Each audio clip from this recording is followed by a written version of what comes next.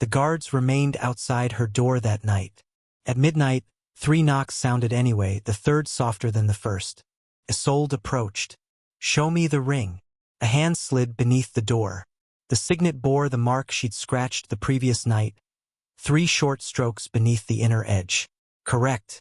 She lifted the bar and Severin entered quickly, closing the door behind himself, breathing heavier than usual. Not enough to suggest panic, enough to suggest he'd moved through the palace faster than he wanted anyone to know. "You have 3 minutes, he said. "You told me 3 days, Isolde said. "Theron intends to force a final transfer of authority before then," Severin said. "What authority?" she asked. "All emergency command, provincial dispatch, and judicial confirmation." "That would leave you ceremonial," Isolde said. "Yes." "When?" she asked. "Within 3 days. Possibly sooner." "Why tell me now?" Isolde pressed. "Because Lucerne noticed the statements," Severin said. "You know?" she asked. "I know everything Lucerne files." "Through whom?" Isolde asked. He ignored the question. "Theron will move before Lucerne can establish coordination." "What do you need from me?" Isolde asked. He looked at her, and the answer didn't come immediately, which alone made it dangerous. "The original correspondence records," he said. "I found forged letters," Isolde said. "Not those. The private provincial drafts you reviewed before my signature," Severin said. "They were removed from my office," she said. "Copies may still exist." "Where?" she asked. "Cabinet 17 contained transfer references." "Then why remove the forged letters?" Isolde asked. "To prevent Theron from knowing which mistake exposed them," Severin said. "The misspelling. Merowin." She moved closer. "You knew I would find it." "I hoped," Severin said. "You used me again," Isolde said. "Yes." The honesty stopped her. He'd stopped pretending otherwise, perhaps because time had narrowed too far, perhaps because he finally understood lies had grown more expensive than her anger. She looked at his ring. The mark matched. His answers matched. His urgency felt real. Then she noticed the blood. A thin dark line under the collar of his coat. Not much, enough to stain the fabric near his neck. "You are hurt," Isolde said. "It is nothing," he said. She reached for the collar. He caught her wrist too late. The fabric had already shifted aside. Behind his left ear, a fresh incision ran along the hairline, precise, surgical, its edges stitched with black thread. Isolde froze. She'd seen the same cut once before, not on Severin. On the scarred visitor who'd stood at her window. The ceremonial doubles carried it where alteration artists reworked the skin near the ear and jaw. He released her wrist slowly. His face remained Severin's. His ring carried her mark. His voice had answered every question. Then he smiled, not Severin's restrained, reluctant expression. The smooth smile of the 7th night visitor. Approval without any warmth in it at all. "Your test was excellent," he said. His fingers turned the signet ring so the scratched marks caught the firelight. "So we copied the mark." For one suspended second, Isolde didn't react. The man wearing Severin's face stood less than 3 feet from her. The copied ring on his finger, the scratches sitting exactly where they should have been. His voice was perfect. His posture was perfect. Even the faint exhaustion around his eyes had been recreated with real care. Only the smile betrayed him. Came too easy. Severin's smile always had to be dragged up from somewhere deep and unwilling. This man wore his like another piece of clothing. She looked at the blood beneath his collar, the precise incision, the black stitches vanishing into his hairline, then back into his eyes. Fear arrived first, cold, immediate, useful. She didn't let it reach her face. The double expected recognition. He wanted the sharp intake of breath, the retreat, the accusation, because those reactions would confirm the surgical mark had exposed him. So she gave him nothing at all. Her expression softened, just slightly. "You are bleeding," she said. The smile faded, a fraction. "I told you it was nothing." His Severin voice, controlled and impatient, testing whether she'd continue pretending. She lifted a hand toward the wound. He didn't step back, which told her something. He believed she was trapped. The guards outside answered to Theron during declared emergencies. The corridor was locked. The window route was watched. The listening channel remained active. He didn't need to overpower her quickly. He believed the architecture had already done it for him. She let her fingers hover near his collar, then lowered them. "You said Theron will complete the transfer within 3 days," Isolde said. "Yes," the double said. "What does he need from me?" she asked. "The records." "Which records?" Isolde pressed. "The private provincial drafts." He answered too smoothly. Severin had avoided naming them directly until pressed. This man offered the phrase like something rehearsed. Isolde turned away and moved toward the side table, where a bottle of red wine stood beside 2 unused cups, sent with dinner and untouched, no seal around the cork. Ordinarily that would have made it suspect. Tonight suspicion was useful. "You came through 8 guards to warn me," she said. "7, the double said. She paused. "The captain and 7 guards, correct." He knew the arrangement outside. Perhaps he'd passed through them, or perhaps they'd let him through. "Then drink," she said. "You have already taken enough risks to reach the room." "I do not need wine," he said. "No. You need me calm," Isolde said. She pulled the cork. The scent came out heavy and spiced, strong enough to cover the bitter tincture she kept inside a small brown bottle near the bed. The physician's prescription after her 3rd sleepless night. 6 drops brought rest. 12 brought confusion. More than that could stop the breath. She didn't know his weight, his tolerance, his training. She didn't need him unconscious. Only slow. She poured 1 cup, then another. The double watched her hands too carefully. "You have not been eating," he said. "The servants report everything," Isolde said. "You leave the trays untouched." "Concern suits Severin poorly," she said. "It suits him better than remorse," the double said. "Almost clever. Almost personal." She crossed to the bed with her own cup, where the tincture waited inside the carved leg of the bedside table, hidden beneath a loose wooden cap. She positioned herself between the double and the compartment. "You told me 3 days," she said. "Now you say sooner." "Theron has accelerated the vote," the double said. "Why?" Isolde asked. Lucerne noticed the witness statements. As he answered, she loosened the wooden cap with her thumb, and the small bottle slid into her palm, hidden inside her sleeve. "He noticed the repeated language," she said. "Yes," the double said. "How do you know what Lucerne noticed?" Isolde asked. His eyes sharpened. "Severin has access to his filings." The same explanation the earlier visitor had given. Perhaps every version of Severin had been trained from a single script. She carried both cups toward the fire and handed him one. He didn't take it. "You drink first." She raised her own cup, touched it to her lips, didn't swallow, and lowered it. He accepted the second cup, fingers closing around the stem, and she turned toward the hearth as though studying the low fire. Behind the shield of her own body, she spat the wine quietly into the ashes. The coals hissed. He glanced toward the sound. "The wood is damp," she said, and his attention returned to the cup. She freed the tincture bottle from her sleeve, knowing the real challenge wasn't getting the liquid into his wine. It was making him believe he'd watched closely enough to prevent it. She walked back to the table. "You said the original drafts may still exist." "Where?" "Your former office," the double said. "It was searched," Isolde said. "Not thoroughly." "By whom?"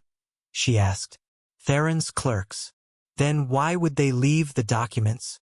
Isolde pressed. "Because they did not know what they were looking for."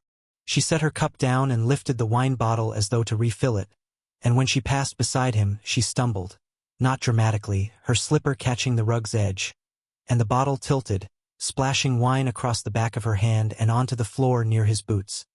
He reacted instinctively, his gaze dropping, and she caught the edge of his cup before it could spill, her other hand covering the rim for less than a second. The tincture went in with the wine already on her fingertips. 6 drops, perhaps 8.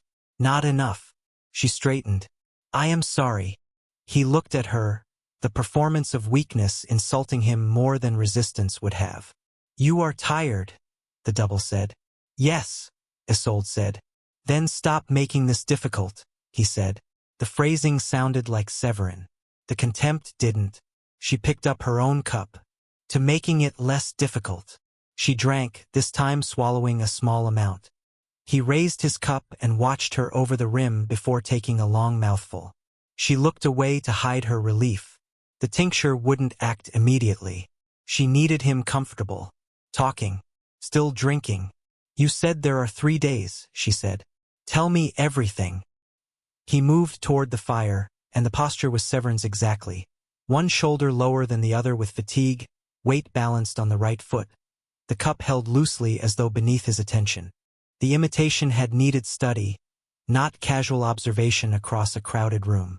Intimacy of another kind. Measurements. Hours of rehearsal. Someone had watched Severin closely enough to know how exhaustion altered the line of his spine. "Theron will present a continuity statute," the double said. The title was new. She stayed still. "What does it do?" "It allows administrative authority to transfer during periods of sovereign incapacity," the double said. "Temporary authority?" Isolde asked. He drank again. "Initially." The word carried too much satisfaction. "And afterward?" she asked. "If the incapacity is judged permanent, executive authority remains with the Chancellor." There it was. Not a scatter of minor decrees. A destination. Every small legal change had been leading toward one final instrument. "What qualifies as incapacity?" Isolde asked. "Unstable judgment. Contradictory orders. Emotional dependence. Private influence." He lifted the cup again, and she watched his throat move as he swallowed. The tincture had entered. Now she needed time. "Theron intends to declare Severin incapable," Isolde said. "He intends to allow the evidence to declare it," the double said. "What evidence?" she asked. The double smiled. "You." She let the word land without any outward reaction. "My private meetings." "Your private meetings with a ruler who publicly rejected you." "The contradictory decrees," she said. "Signed in his name." "The doubles," she said. "Authorized through his court." "The engagement," Isolde said. "Announced for stability while he continued visiting another woman." Each fact was true enough to be dangerous. Theron hadn't invented Severin's secrecy. He'd arranged it, encouraged it, documented it, and then laid every contradiction beside the next until strategy started to look exactly like instability. The double stepped closer. "The court will not see a conspiracy," he said. "It will see an alpha unable to govern his own household." His words softened, almost intimate. "And when rulers cannot govern themselves, other men govern for them." The tincture began working, a slight delay opening up between his thoughts and his expression. He blinked more slowly, turned the cup once, then looked at it as though surprised to find it in his hand. Isolde kept her breathing even. "How many provincial leaders support the statute?" "Enough," the double said. "Names," she said. "No." "Then you have not come to warn me," Isolde said. "I came to recover the commentary," he said. "What commentary?" she asked. His eyes narrowed, the movement costing him effort now. "The legal commentary you wrote 6 years ago." Her pulse shifted. 6 years earlier, after a disputed succession in the southern provinces, she'd written a detailed analysis of emergency authority, arguing that no minister could hold permanent executive power without direct provincial consent. The document had never been formally published. Severin had thought it too politically sensitive, and only a handful of senior officials knew it existed. Theron's continuity statute couldn't survive beside it. Now she understood why her old office had been searched, why the double had asked about unofficial copies, why she'd been isolated rather than simply dismissed. They didn't only need her discredited. They needed her records. "Where is it?" the double asked. She let uncertainty settle into her face. "I do not remember." "You remember everything," he said. "Apparently not the Eastern Wall," Isolde said. His mouth tightened, the response costing him balance. He put a hand against the table. The tincture had reached his limbs. Isolde moved toward the bed, where an old servant bell cord hung concealed behind the headboard, part of a system older than the one cut when she first arrived. She'd found it during her first search and assumed it no longer worked. Now she had no better option. The double watched her with his eyes only. "Where are you going?" "To show you where I hid the commentary," Isolde said. His focus sharpened despite the drug. Greed apparently could sober a man temporarily.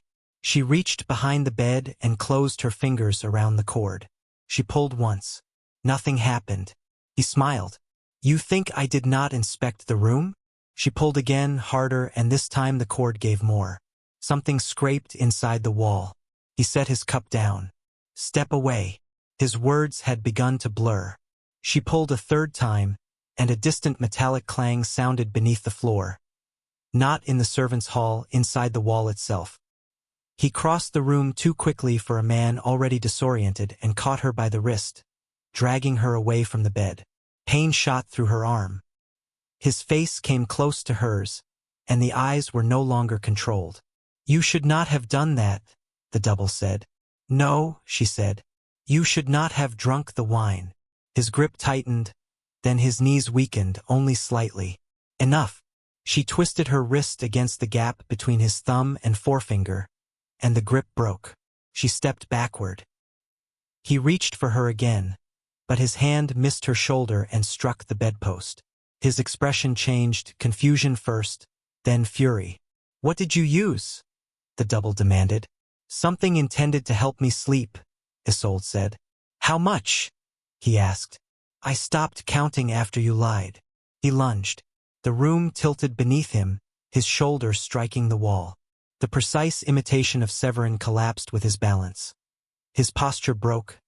His voice lost its disciplined depth when he cursed. For the first time, he looked like himself. Whoever that was.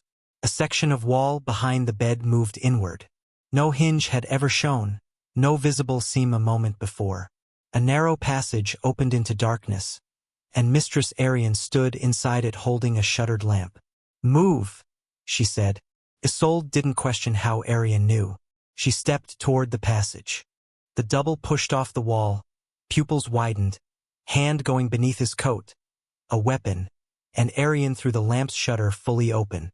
Harsh light struck his face.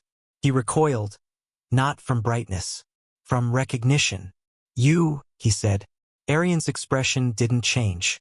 "Yes," she said. She pulled a lever inside the passage, and the old servant bell above the bed crashed down from its mounting. Iron and wood striking the floor between Isolde and the double, blocking his path. The impact shook the chamber. Guards shouted beyond the outer door. Arian seized Isolde's arm and drew her into the passage. The panel closed. Darkness swallowed them. And behind the wall the double shouted Severin's name before the guards broke through the chamber door. Arian lifted a finger to her lips.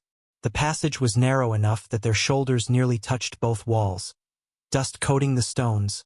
Old pipes running overhead carrying faint echoes from distant rooms. They moved quickly.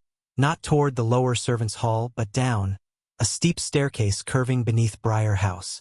Isolde's bare palm scraped rough masonry as she followed. "Where are we going?" Isolde asked. "Somewhere the Chancellor believes unusable," Arian said. "You knew about the bell," Isolde said. "I installed the mechanism." "You installed it before I came here?" she asked. "Yes." "Why?" Isolde pressed. Arian didn't answer. Above them, the search had already begun. Boots on the floorboards, furniture dragged aside, a guard shouting that the western window stood open. The double was building an escape, or a story. Arian kept moving down. The stairs ended in a low underground chamber lined with shelves of discarded linens and rusted household tools. An old dry water channel running through its center, a thin line of black moisture still tracing its bottom. Arian crossed it and unlocked a second door with a key that had been concealed beneath her sleeve. Not part of the official palace ring. Beyond it lay a forgotten laundry passage. No guards, no listening channels, no royal symbols, only brick, damp air, and darkness. Arian shut the door behind them. You have approximately 10 minutes before they begin searching below the house. Isolde stared at her. You appeared to serve Theron. I do serve the keeper's office, Arian said. That is not what I said, Isolde said. No. Did Theron order my confinement? She asked. He ordered access controlled, Arian said. And you obeyed. Yes. You changed the locks, Isolde said. Yes. You altered the servants. Yes, Arian said. You allowed doubles into the corridor, Isolde said. Arian's face tightened for the first time. I allowed the people carrying valid authorizations to enter. You knew they were not Severin, Isolde said. I suspected, Arian said. And did nothing? Isolde asked. I recorded. The word sounded inadequate. Arian opened a concealed cabinet behind a stack of decaying linen frames, revealing dozens of thin books bound in gray cloth, each marked by date. She pulled one free. Theron ordered me to control every person entering the western residences, she said. Had I refused, he would have replaced me with someone who did not understand the difference between access and observation. So you stayed, Isolde said. Yes. And watched, she said. Yes. While they entered my room, Isolde said. Yes, Arian said. Isolde's anger surged. You speak as though keeping notes excuses participation. It does not, Arian said. The answer stopped her. Arian didn't defend herself, didn't ask to be understood.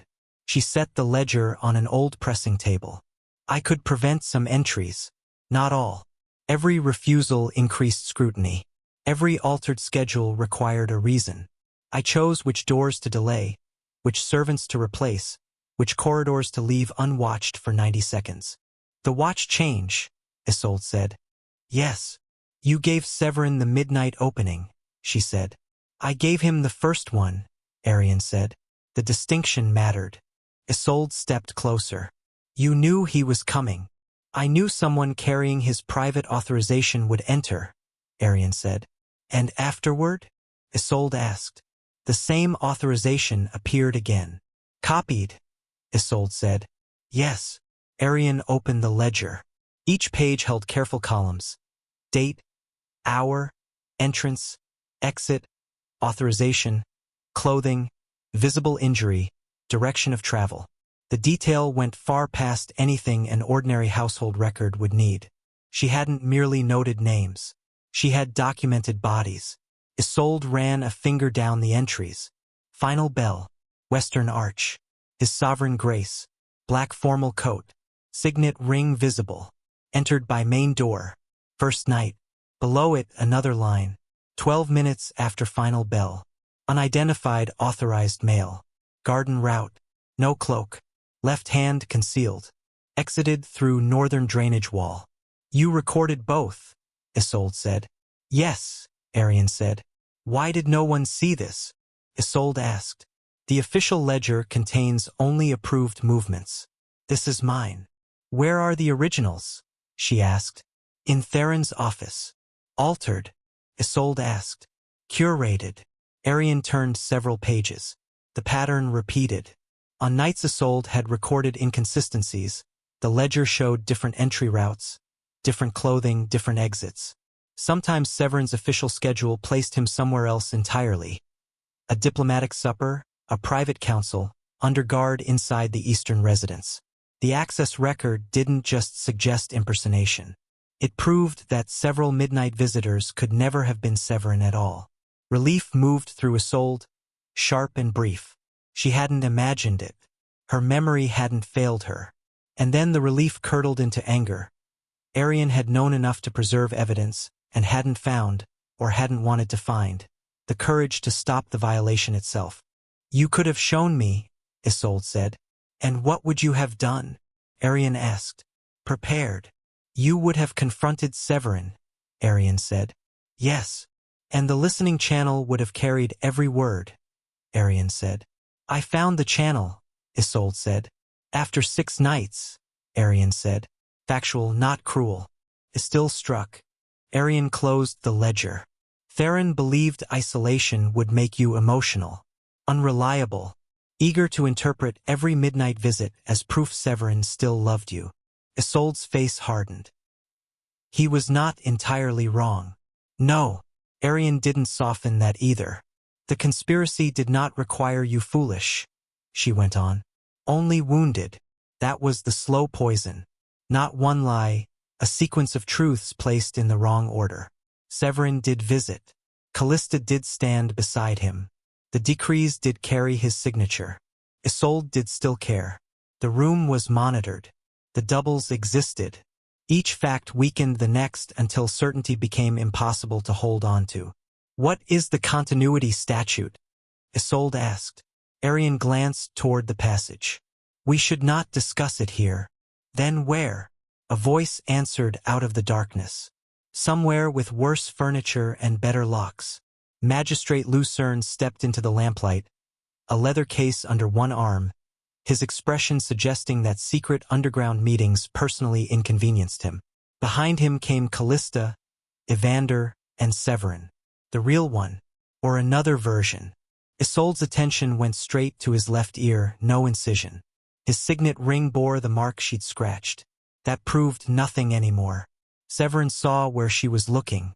He removed the ring and set it on the pressing table. I came through Lucerne's chamber, he said. No contact with the ceremonial office since yesterday afternoon. She didn't move toward him. Answer the orchard question. No. Everyone looked at him. His gaze stayed on her. Private memories are compromised once spoken. We need a system based on events occurring after this conversation. The logic was sound. She hated him for it. Lucerne opened his leather case. The continuity statute, he said, is a dormant emergency instrument drafted after the Southern Succession dispute. I wrote the commentary that prevented it from becoming law, Isolde said. Yes, Lucerne said. Theron has revived it, Isolde said. He has revised it, Lucerne said. Lucerne removed several pages. No royal seal on them. Only Theron's administrative mark. The original statute allowed a chancellor to coordinate executive functions for 30 days if the ruling alpha was physically incapacitated. Physically, Isolde repeated.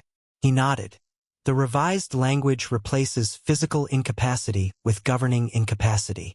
Defined how? Isolde asked. Contradictory orders, emotional instability, secret coercion, irregular delegation, loss of confidence among senior offices, Lucerne said.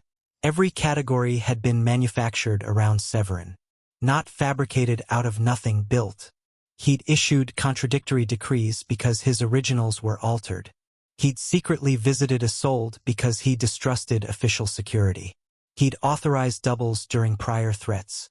He'd announced a political engagement while continuing private contact with his former mate. He'd removed her publicly, then relied on her privately. Theron hadn't needed to invent instability. He'd only needed to convert secrecy into evidence. Callista stood near the end of the table, pale under the lamplight. My father intends to argue that Severin's private decisions have become inconsistent with his public authority, she said. Your father? Isolde asked. Not the chancellor? Callista absorbed the correction. Both. Lucerne continued. Once governing incapacity is declared, executive authority passes temporarily to the chancellor. For 30 days, Isolde said. In the original, Lucerne said. And in the revision? She asked. Until capacity is restored by unanimous confirmation of the Senior Administrative Council. Theron controlled the council, through appointments, sealed correspondence, Callista's temporary authority, judges selected by his own office. A temporary transfer would become permanent, because the people empowered to end it owed their positions to the man who benefited from its continuation. He is not trying to replace Severin with Evander, Isolde said. Evander's face tightened. No, Lucerne said. A successor can be challenged. A temporary administrator appears reluctant. Theron wasn't trying to seize the throne.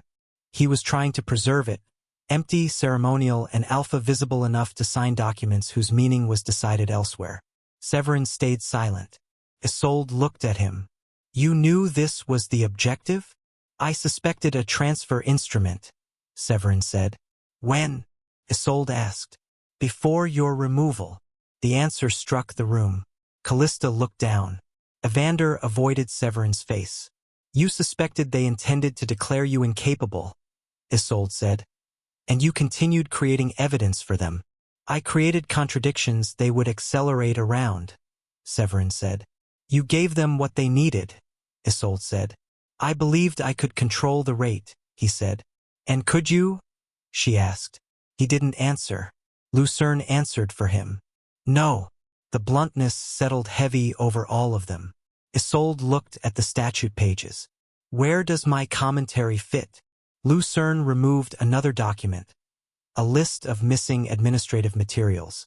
Your analysis established that permanent executive authority cannot transfer without direct consent from provincial civil offices. I remember, Isolde said. Theron abolished or absorbed 9 of those offices through later reforms, Lucerne said. He removed the mechanism required to oppose him, Isolde said. Not entirely. Lucerne touched the page. Your commentary also argued that where provincial consent cannot be gathered through ordinary offices, the original ratification records remain controlling. Those records are in the old archives, Isolde said. Some are, Lucerne said. Some? She asked. Several disappeared after your removal. Isolde understood at once. The forged correspondence, the searches, the midnight questions about unofficial copies. Theron hadn't been hunting a single document. He'd been eliminating a legal chain. Her commentary connected the old provincial consent requirements to current authority. Without it, he could present the continuity statute as an administrative extension rather than a constitutional transfer. Why discredit me rather than destroy the commentary? She asked. Because documents can reappear, Arian said. Lucerne nodded. If the author is disgraced, the document becomes partisan evidence. Theron needed her unstable, jealous, secretly influencing Severin, perhaps even willing to forge records to reclaim her former status. Every midnight visit had helped him build that picture. If she later produced the commentary, he could claim she'd created or altered it while conspiring with Severin. Isolde looked at the real alpha. You turned my anger into part of his case. Yes, Severin said. Not denial. Not apology. A fact. The underground room seemed to shrink. Before Isolde could answer, Callista spoke. I knew about the forged letters. Silence followed. Evander looked at her. Severin didn't appear surprised, which was worse.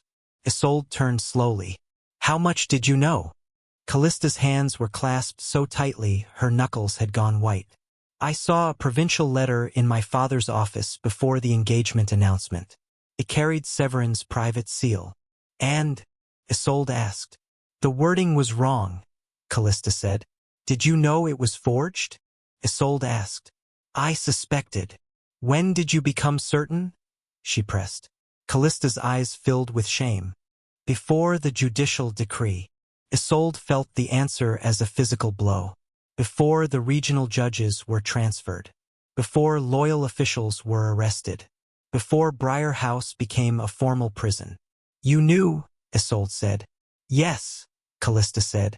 You stood beside Severin while your father altered his authority, Isolde said. Yes. You wore my chain, Isolde said. Callista's voice broke.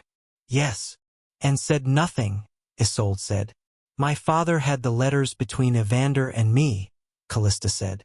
So? Isolde asked. He threatened to present them as evidence that Evander was organizing an alternative succession, Callista said. Then you protected the man you loved, Isolde said. Yes. At the expense of everyone removed, Isolde said. Callista closed her eyes. Several loyal officials had lost their offices. 3 men Isolde had named had been arrested. Clerks had disappeared from the registers. Judges had been replaced. Callista's silence had consequences, and every one of them had a name. You are not innocent, Isolde said. No.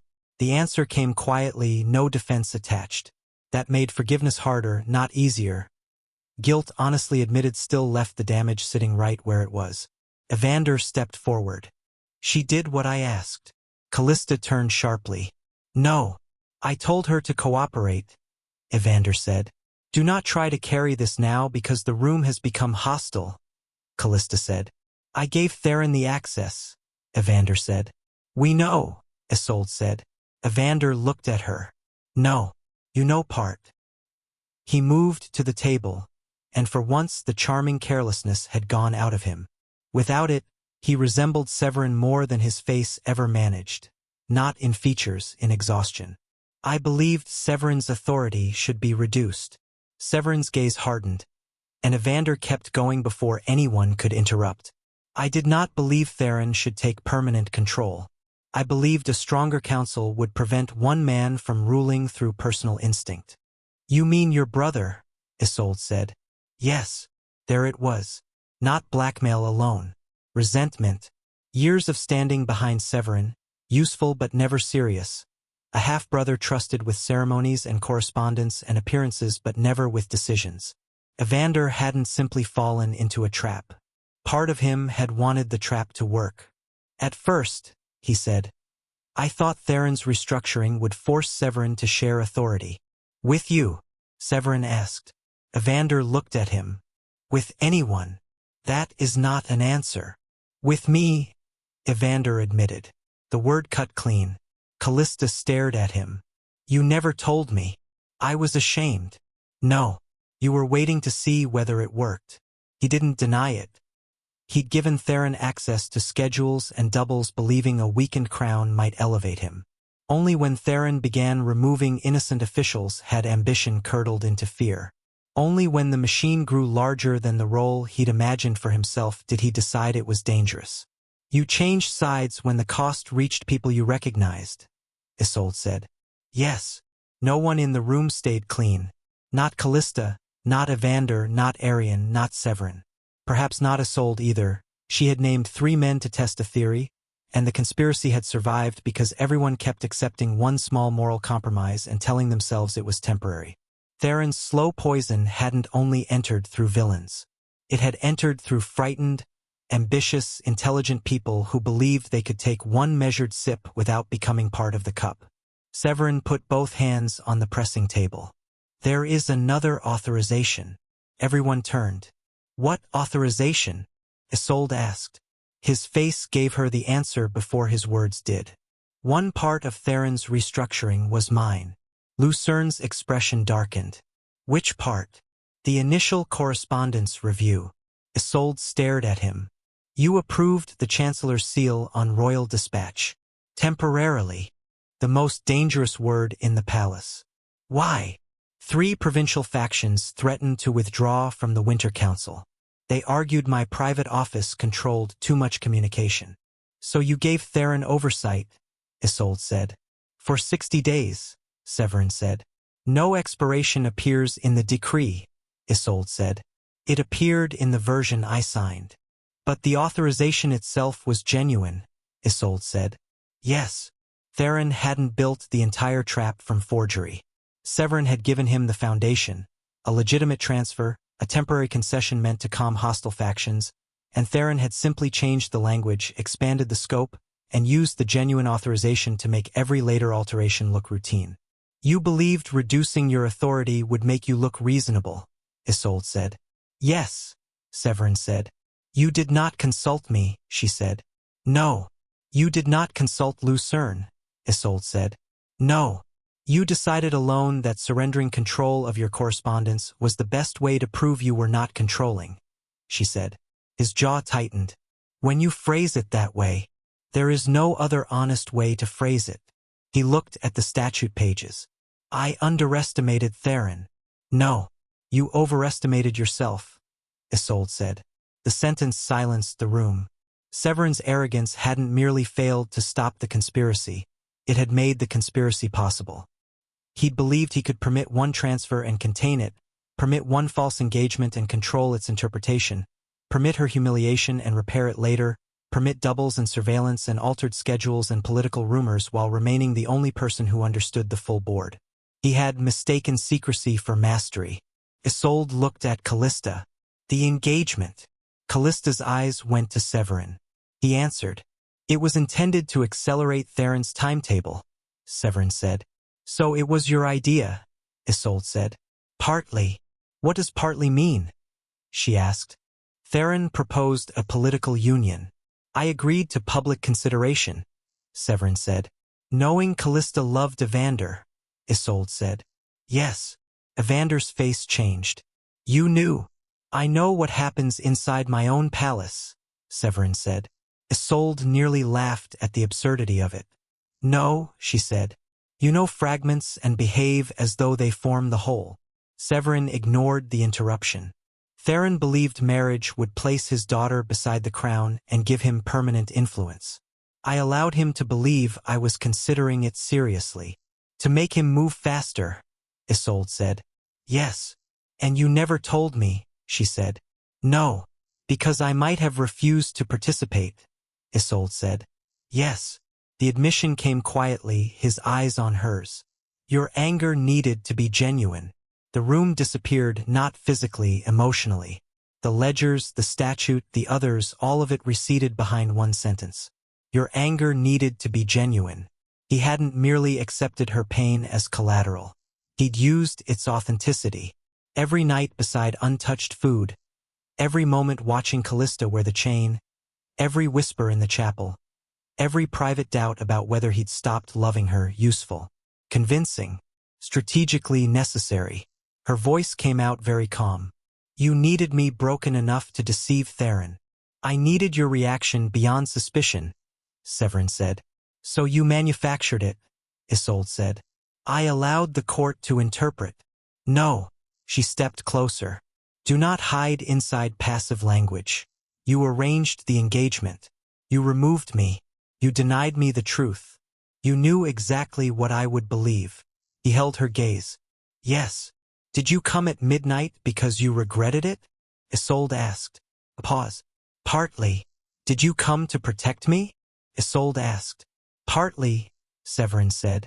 Did you come to observe whether the deception was working? She asked. His silence answered. The fracture didn't arrive as tears. It arrived as clarity. Pain stripped of confusion. She'd spent weeks trying to decide whether the midnight visits proved love, guilt, strategy, or suspicion. The answer was all of them at once. That made none of them comforting. She stepped away from him. I will not continue like this. We do not have time, Severin said. I am not speaking about us, Isolde said. That stopped him. I am speaking about the investigation. Lucerne looked between them. Isolde turned toward the table. You have all treated information as private property. No one interrupted. Severin concealed strategy.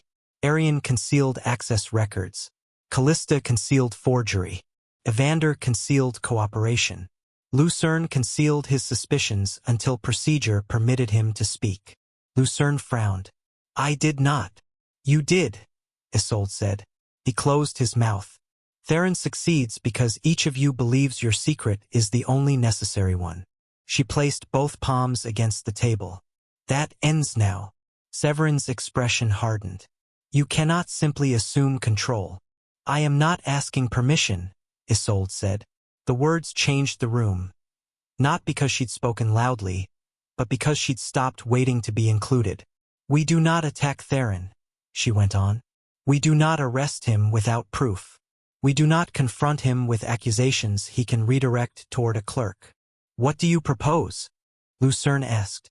We reconstruct the poison, Isolde said. One document at a time. One alteration. One authorization. One copied seal. They wouldn't try to prove Theron wanted power. Ambition could always be denied. They would prove precisely how temporary authority had become permanent. Arian would provide access records. Lucerne would compare witness statements against procedural requirements. Callista would identify correspondence she'd seen in Theron's office. Evander would surrender the schedules and copies he'd preserved. The dismissed clerks would reconstruct the drafts they'd been ordered to alter. And they needed someone who understood the seals themselves. A royal engraver, Isolde said. The current engraver's answer to Theron, Lucerne replied. Then not a current one, Isolde said. Arian spoke. Master Pelin Roke. Severin looked at her. He retired 12 years ago. He was dismissed, Arian corrected, after accusing the Office of Seals of retaining duplicate instruments beyond lawful limits. Where is he? Severin asked. In the Old Mint District, Arian said. Alive? Severin asked. Her expression stayed flat. As of last winter, Isolde began assigning tasks, not requesting, assigning. Lucerne would obtain the original statute. Evander would retrieve his private correspondence copies. Callista would provide dates, rooms, and names connected to her father's meetings. Arian would duplicate the midnight ledger. Severin would do nothing publicly. He disliked that instruction immediately. I will not sit idle. You will continue behaving exactly as Theron expects, Isolde said. That includes signing documents, Severin said. You will sign nothing without Lucerne preserving the version you receive, Isolde said. Theron will notice, Severin said. Good, Isolde said. He looked at her, and the old dynamic flickered between them. Once they'd argued across council tables as equals, even when the court refused to name them that way. Now she stood without title, hidden in an abandoned laundry chamber, directing the ruler who had removed her. Authority had returned without ceremony. No chain, no ring, only competence, recognized because everyone else had finally exhausted their secrets. By dawn, the alliance had formed. Not through trust. There was too little of that left between any of them. Through mutual danger. The next 3 days moved with controlled urgency. Arian reached Pelin Roke first. The retired engraver lived above a shuttered metal shop in the Old Mint Quarter, his hands shaking with age but his eyes still sharp enough to identify seal pressure from a single wax fragment. He examined copies of the forged correspondence and found 2 irregularities: a microscopic fracture near the wolf's rear claw on the duplicate seal, and a pressure depth suggesting a mechanical press rather than Severin's hand. The forged letters hadn't merely used a copied seal. They'd been produced systematically. Lucerne found the original continuity statute hidden beneath a later classification number. The revised version had changed 12 words. Only 12, but those 12 words converted physical incapacity into emotional incapacity, 30 days into indefinite authority, provincial review into senior council confirmation. A constitutional seizure accomplished through substitutions small enough to disappear inside a paragraph. The dismissed clerks came separately. One had preserved a draft inside the lining of his coat.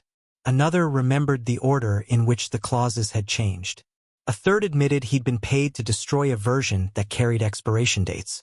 None of them possessed the whole proof. Together they formed a sequence. Callista provided the dates of Theron's private meetings, and her confession grew worse as it got more complete. She'd seen forged letters. She'd carried one sealed packet without asking what it contained. She'd warned Theron that Isolde might recognize the phrasing, a warning that likely caused Isolde's removal to happen sooner than it otherwise would have. Callista didn't ask for forgiveness. Good. Isolde had none to give. Evander surrendered 6 copied schedules and a list of authorization codes he'd given Theron. 2 of them corresponded to knights doubles had entered Briar House. A third matched a provincial appearance Severin had never actually made. The false alpha had already been used outside the palace. The conspiracy was further along than any of them had understood. Through all of it, Severin remained publicly cold. He attended council beside Callista, allowed Theron to present his administrative updates, signed only the documents Lucerne had secretly duplicated first. At midnight, he stopped coming to Briar House. The silence should have relieved Isolde. Instead, each night carried the absence the way another kind of knock might have. On the 4th evening, Arian brought the completed access ledger to the temporary investigation room beneath the old records chapel. They gathered around a narrow table. Pelin Roke bent over a magnifying lens studying seal fragments, Lucerne sorting decrees by date, Callista copying meeting references, Evander standing apart from Severin, the distance between the brothers visible even in their silence. Isolde opened the ledger and returned to the first night. The beginning. The night Severin had first come to Briar House after her removal. The official account listed one entry: His Sovereign Grace. Final bell. Western corridor. Main door. Arian's private record held 2. Isolde had seen the second line before, in the underground laundry chamber, but urgency and escape had kept her from studying the full timing then. Now she read it slowly. Final bell. His Sovereign Grace entered Western corridor through main arch signet ring visible. Black formal coat. Below it. Final bell plus 4 minutes. Authorized male entered garden route. No cloak. Left hand concealed. Accessed exterior ledge. For minutes. Not 12 the way she'd assumed. The 2 men had been present at the same time, one entering through the door, one approaching the window. Isolde looked at Arian. Which was Severin? Isolde asked. The corridor entry carried his private authorization, Arian said. That does not answer me, Isolde said. No. Severin stood at the far side of the table. His face had gone still. Isolde looked back at the ledger. The man at the door had worn the formal coat and the signet ring. The man at the window had concealed his left hand. Her own first record said Severin wore his ring. She'd assumed the visitor at the door was real. But Arian's notes went on. Main door visitor exited after 11 minutes through western arch. Garden visitor remained beneath exterior wall until after chamber candle extinguished. Exited through northern drainage route. 1 man had entered. 1 had watched. And the second hadn't simply arrived later. He'd waited outside while the first stood inside her room. If Severin had been the man at the door, then the double had watched from outside. If Severin had been at the window, then he'd knowingly let the double go in first. Isolde lifted her eyes. On the first night, which entrance did you use? He didn't answer. Everyone else went silent. Door or window? Isolde asked. His gaze moved to Arian's ledger. That was enough. The window, Isolde said. Callista looked at Severin. Evander's expression tightened. Isolde felt the last hidden piece settle into place. You were outside while another man came into my room, Isolde said. Yes, Severin said. You watched him enter. Yes. You allowed it, Isolde said. I needed to see what he wanted, Severin said. With me, Isolde said. Yes. The word entered her like cold metal. She stepped away from the table. The first night had lived differently in her memory. She'd opened the door too quickly, hope moving faster than pride, and the man who entered wore Severin's ring, asked whether Theron's office had contacted her, studied the room, asked about records. All of it while the real Severin waited beyond the window, watching, not protecting, investigating. What were you searching for? She asked. Severin looked at the others. Leave us. No, Isolde said. The command stopped everyone before they could move. You concealed this in front of them. You will answer in front of them. His expression hardened. This concerns us. No, it concerns why the conspiracy reached me at all. Severin was quiet for several breaths. Then he drew a folded sheet from inside his coat. Not a current document, the paper worn along its creases, and set it on the table. Isolde recognized her own annotation marks in the margin. A draft appointment order in her own handwriting, her own private symbols, authorizing the removal of a loyal provincial magistrate months before Theron's reforms had ever begun. I found this in the Chancellor's preliminary files, Severin said.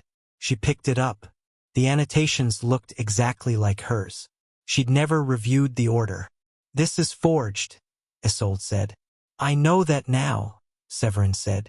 Now? She asked. The room seemed to tilt. When you removed me, you believed it was real. I believed there was a possibility, Severin said. A possibility that I was working with Theron, Isolde said. Yes. The answer destroyed the last comforting interpretation she'd been carrying. He hadn't come to Briar House that first night because he missed her. Not because he feared for her safety. Not even primarily to observe the conspiracy. He'd come searching for evidence against her. You believed I had stolen the legal commentary, Isolde said. I believed you might have removed it, Severin said. Why? She asked. Because the archive inventory placed it in your office before it disappeared. And rather than ask me, Isolde started. If you were involved, asking would warn you, Severin said. The logic was familiar, clean, strategic, devastating. So you sent a double into my room, Isolde said. Yes. To question me. Yes. While you watched. Yes. Every midnight visit rearranged itself in her memory as she stood there. The first questions: who contacted her, which records remained, whether she possessed unofficial copies. Not concern. Interrogation. Her loneliness had converted suspicion into tenderness because tenderness was what she needed those visits to mean. He had let that happen too. For how many nights did you suspect me? She asked. His eyes held hers. The first several. How many? Isolde asked. 5, Severin said. The bitter tea. Even that night. He'd prepared it correctly while still weighing whether she'd betrayed him. Care and suspicion had existed together, apparently, and that didn't make the care kinder. When did you stop believing I had betrayed you? The question came quiet. No one in the room moved. Severin looked at her the way he had in the orchard years before, not because the memory softened him, but because he finally understood he couldn't control what the answer would do to her. The night you closed the door, he said. The failed orchard test. The false Severin's wrong answer. Isolde shutting him out. That single act had convinced the real Severin she could still recognize manipulation. Her loyalty had been proven, in the end, by refusing him, not by 9 years at his side, not by every decree she'd reviewed, not by every crisis she'd helped him survive. One closed door had outweighed a life of service, because suspicion had already rewritten the evidence before it ever arrived. She nodded slowly and set the forged order back on the table. Then perhaps, she said, you should remain on the other side of it. She turned away. Behind her, Severin didn't call her name. For once, he seemed to understand that following her would only become another kind of intrusion. Isolde walked out of the investigation room alone, into a corridor that was narrow, cold, and lined with locked archive doors. At its far end stood the staircase leading back toward the palace. Behind her waited the architecture of the conspiracy. Ahead waited the hearing that might finally expose it. But the most dangerous structure had already revealed itself, and it wasn't Theron's network of forged seals, or the doubles, or the monitored walls. It was the belief, shared by every powerful person in that palace, that love and loyalty and consent could be temporarily set aside, and restored later once the strategy had already succeeded. The Hall of Records had never been built for mercy. It stood beneath the oldest eastern wing of the palace, lower than the throne room, lower than the council chambers, and colder than either. No banners hung on its walls. No carved wolves guarded its entrance. No musicians waited inside galleries to soften the silence. The room had been built for documents, and that purpose shaped everything inside it. Long shelves climbing toward a vaulted ceiling, holding laws older than Severin's family's claim to the northern seat. Iron cabinets full of appointment registers, property claims, sealed judgments, the names of officials removed so long ago that even their descendants had forgotten the offense. At the center stood the official chronicle table, a massive slab of black oak scarred by generations of knives, seals, and impatient hands. Every royal succession had been recorded there. Every transfer of emergency power, every declaration of incapacity, every restoration of authority. The throne room displayed power. This room decided whether that power was lawful. That was why Theron had chosen it, and why the hearing began at midnight. By 11, provincial delegates had already filled the witness galleries, men and women from the river territories, the northern valleys, the lower agricultural districts, and the old judicial provinces Isolde once supervised. Most of them had already heard the same story. The Alpha had become unstable, his orders contradicted one another, his public engagement to Callista Thornaby concealed an ongoing attachment to Isolde. He had used ceremonial doubles without adequate control, allowed a discarded mate to influence him in secret, removed officials in anger and restored others without explanation. The continuity statute would not remove him. That was how Theron had framed it. It would preserve the realm until he recovered the steadiness required to govern.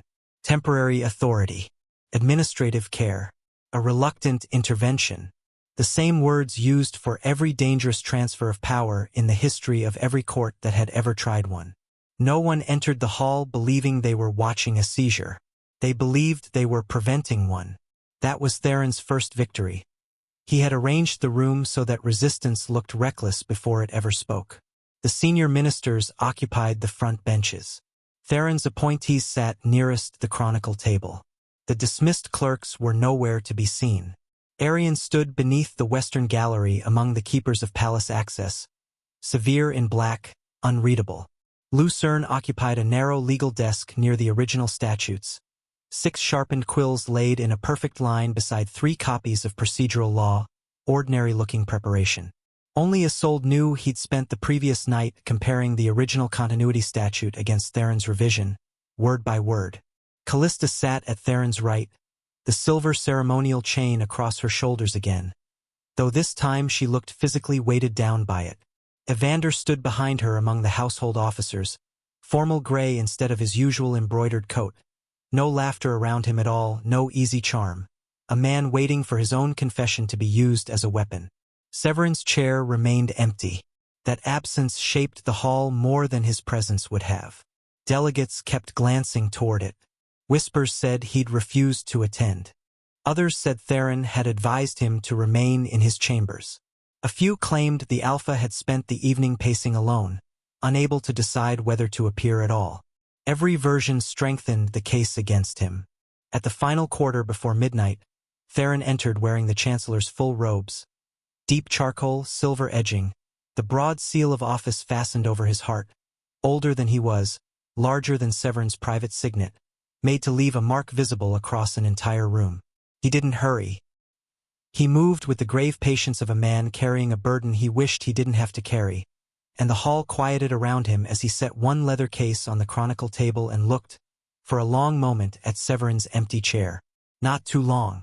Long enough. "My lords," he began. "My ladies, provincial delegates, officers of law, and custodians of the Northern Record." His voice carried evenly through the hall. "We meet at an hour none of us would have chosen." A false sentence. He had chosen the hour with care, but it sounded solemn. "Midnight is a time for transitions," he went on. "One day closes. Another begins. A lawful government must know how to cross that threshold without losing itself in darkness." Several delegates nodded. The metaphor was simple, built to be repeated. He rested one hand on the leather case. "I have served 3 generations of this court. I have advised rulers I respected, rulers I feared, and rulers whose decisions I privately opposed but publicly upheld, because order is larger than preference." His gaze went to the empty chair again. "I do not stand here as an enemy of Alpha Severin Veilcrest. No one had accused him of anything yet. Deliberate. I stand here as the guardian of the office he currently occupies." The room stayed still. He opened the case. Letters, access ledgers, witness statements, copies of royal decrees, every object familiar, every object arranged to make the next accusation feel inevitable. "For months," he said, "this government has suffered from contradictory authority." He lifted the first letter. A provincial governor received an order granting judicial appointment power to the crown. A second. The same governor received another, bearing the same royal hand and seal, transferring that power to the Chancellor's office. He set them side by side, and murmurs moved through the galleries. The palace guard received conflicting instructions regarding emergency command. A third document. Regional judges were approved, suspended, and restored within days of one another. Another. Royal correspondence traveled under competing seals. Another. And while the court was told that Lady Isolde Marowan no longer held influence beside the crown, she continued receiving the Alpha privately after midnight. The room changed. Political confusion interested delegates. Secret intimacy woke them up completely. Heads turned. Even those who'd already heard the rumor leaned forward, as though hearing it formally somehow transformed its value. Theron opened a narrow ledger. Briar House access records confirm repeated visits. He didn't mention that Arion's official record had been curated, didn't mention alternate entrances. Only times, dates, the final bell, the Alpha's seal, the midnight ritual. "Some may consider this a private matter," he said. It would be, if private attachment had not entered public judgment. He selected 3 witness statements. The guards assigned to Briar House describe repeated contact after Lady Merowyn's official removal. 1. A servant reports that the Alpha asked Lady Merowyn for names of officials she continued to trust. Another. Within days, appointments changed and arrests followed. The third. Every accusation contained a kernel of truth, and that was exactly why it sounded stronger than fabrication. Severin had visited. Names had been spoken. Officials had been removed. The cause remained uncertain. Theron simply supplied one. He moved to the next layer. The court then announced a proposed union between Alpha Severin and my daughter, Lady Callista. Callista's hands tightened in her lap. He didn't look at her. That announcement was presented as a stabilizing alliance. His expression turned sorrowful. Yet the same Alpha continued clandestine meetings with another woman. Delegates exchanged glances, and Theron let the silence do the work of naming the hypocrisy for him. The ceremonial doubles maintained for state security were also deployed without transparent record. He produced an authorization copy bearing Evander's office code. One appeared in a provincial procession where the Alpha was physically absent. Another document. One entered the Western Palace residences. Another. Whether authorized properly or not, the result remains the same. His voice dropped. The court can no longer establish with certainty when the ruler himself has spoken. That line struck the hall harder than anything before it. Not because it was wholly true, but because it named the fear underneath everything else. A government could survive a forged letter if it still trusted the hand behind it. It could survive a double if it still knew the face. But when voice, seal, presence, and intention all came apart from each other, authority dissolved into pure interpretation. Theron looked toward Lucerne. Magistrate Vassal will confirm that continuity law exists precisely for such circumstances. Lucerne didn't move. His face gave away nothing. Theron continued without waiting for him. I have not asked this body to depose the Alpha. He drew a final document from the case, the revised continuity statute. I ask only that executive authority be placed temporarily in responsible administrative custody until the Crown's capacity can be assessed. Temporary. Again. He set the statute on the chronicle table, and several ministers bowed their heads in grave approval. Then the doors opened.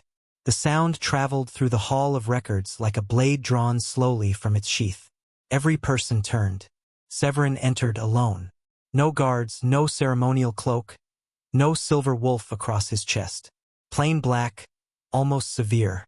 He didn't approach the empty royal chair. He walked straight to the chronicle table. Theron watched him with an expression carefully balanced between concern and relief. My Alpha, he said. I had hoped you would come. Severin stopped opposite him. The two men stood on either side of the original laws. I will not contest the continuity statute, Severin said. The words weren't shouted. They didn't need to be. The hall absorbed them in complete silence. Isolde wasn't yet inside the room.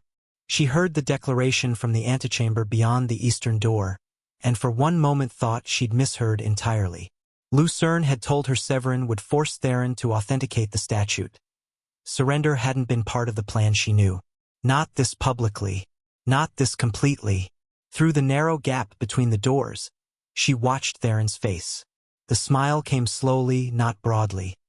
He was too disciplined for triumph. Only the faint upward pull at one corner of his mouth. Enough. Severin had abandoned the fight. Just as he had abandoned her. The thought came too fast, too emotional, and she knew it. It hurt anyway. Inside the hall, a delegate rose. My Alpha. Do you understand the consequence? Yes, Severin said. Executive command will transfer, the delegate said. I understand. Your authority may not be restored without review, the delegate said. I understand. Theron lowered his eyes, modest. My Alpha. No one here desires humiliation. Severin looked at him. No. You desire legitimacy. The smile vanished. Lucerne's finger moved slightly against the edge of his desk. Wait. Isolde saw it through the door. Severin went on. If the statute is to be ratified, present the original instrument, Severin said. Theron's expression didn't change. The revised statute is before you. The revision claims authority through the original. Present it, Severin said. This body has accepted certified copies, Theron said. Not for permanent transfer, Severin said. Theron glanced at Lucerne, who finally stood. The Alpha is correct, Lucerne said. Several ministers reacted. Lucerne opened one of the law books at his desk. Under archival procedure, a continuity transfer exceeding 30 days requires presentation of the founding instrument from which authority is derived, Lucerne said. Theron's voice cooled. You advised no such requirement in preliminary review. You did not submit permanent transfer language in preliminary review, Lucerne said. A murmur moved through the hall, small and dangerous. Theron looked back at Severin, who said nothing. He'd surrendered only enough to force the next step. If Theron wanted the statute ratified, he had to present the original. Not a copy, not a revision, the actual law, authenticated under his own seal. Lucerne's rule was narrow, procedural, and unavoidable, and Theron understood the trap the moment it closed. For the first time that night, irritation crossed the Chancellor's expression. Only briefly. Then he turned to one of his clerks. Bring the original. The clerk bowed and vanished through the northern archive door. The wait lasted less than 5 minutes and felt far longer. No one spoke openly. Delegates shifted in their seats. Callista kept her eyes down. Evander watched Theron. Severin stood without moving, without taking the royal chair, without drifting toward Isolde's entrance. A man waiting beside his own grave to see who signed the burial order. The clerk returned carrying a flat iron case, 2 archive guards behind him. He set it on the chronicle table. Theron drew a key from beneath his robes. Lucerne watched every movement. The lock opened. Inside lay the original continuity statute. Aged parchment, darkened edges, the seal of a former Alpha, the language written in a formal hand no current clerk still used. Lucerne approached. Chancellor, do you present this as the founding authority for the transfer proposed tonight? Theron rested a palm on the case. I do. Under your office? Lucerne asked. Yes. Under your seal? Lucerne asked. Yes. Lucerne's gaze lifted. Place it. Theron drew the great Chancellor's seal from his robe and pressed it into a fresh pool of black wax beneath the presentation record. The mark formed slowly, the wolf's rear claw, and the narrow fracture in the duplicate instrument.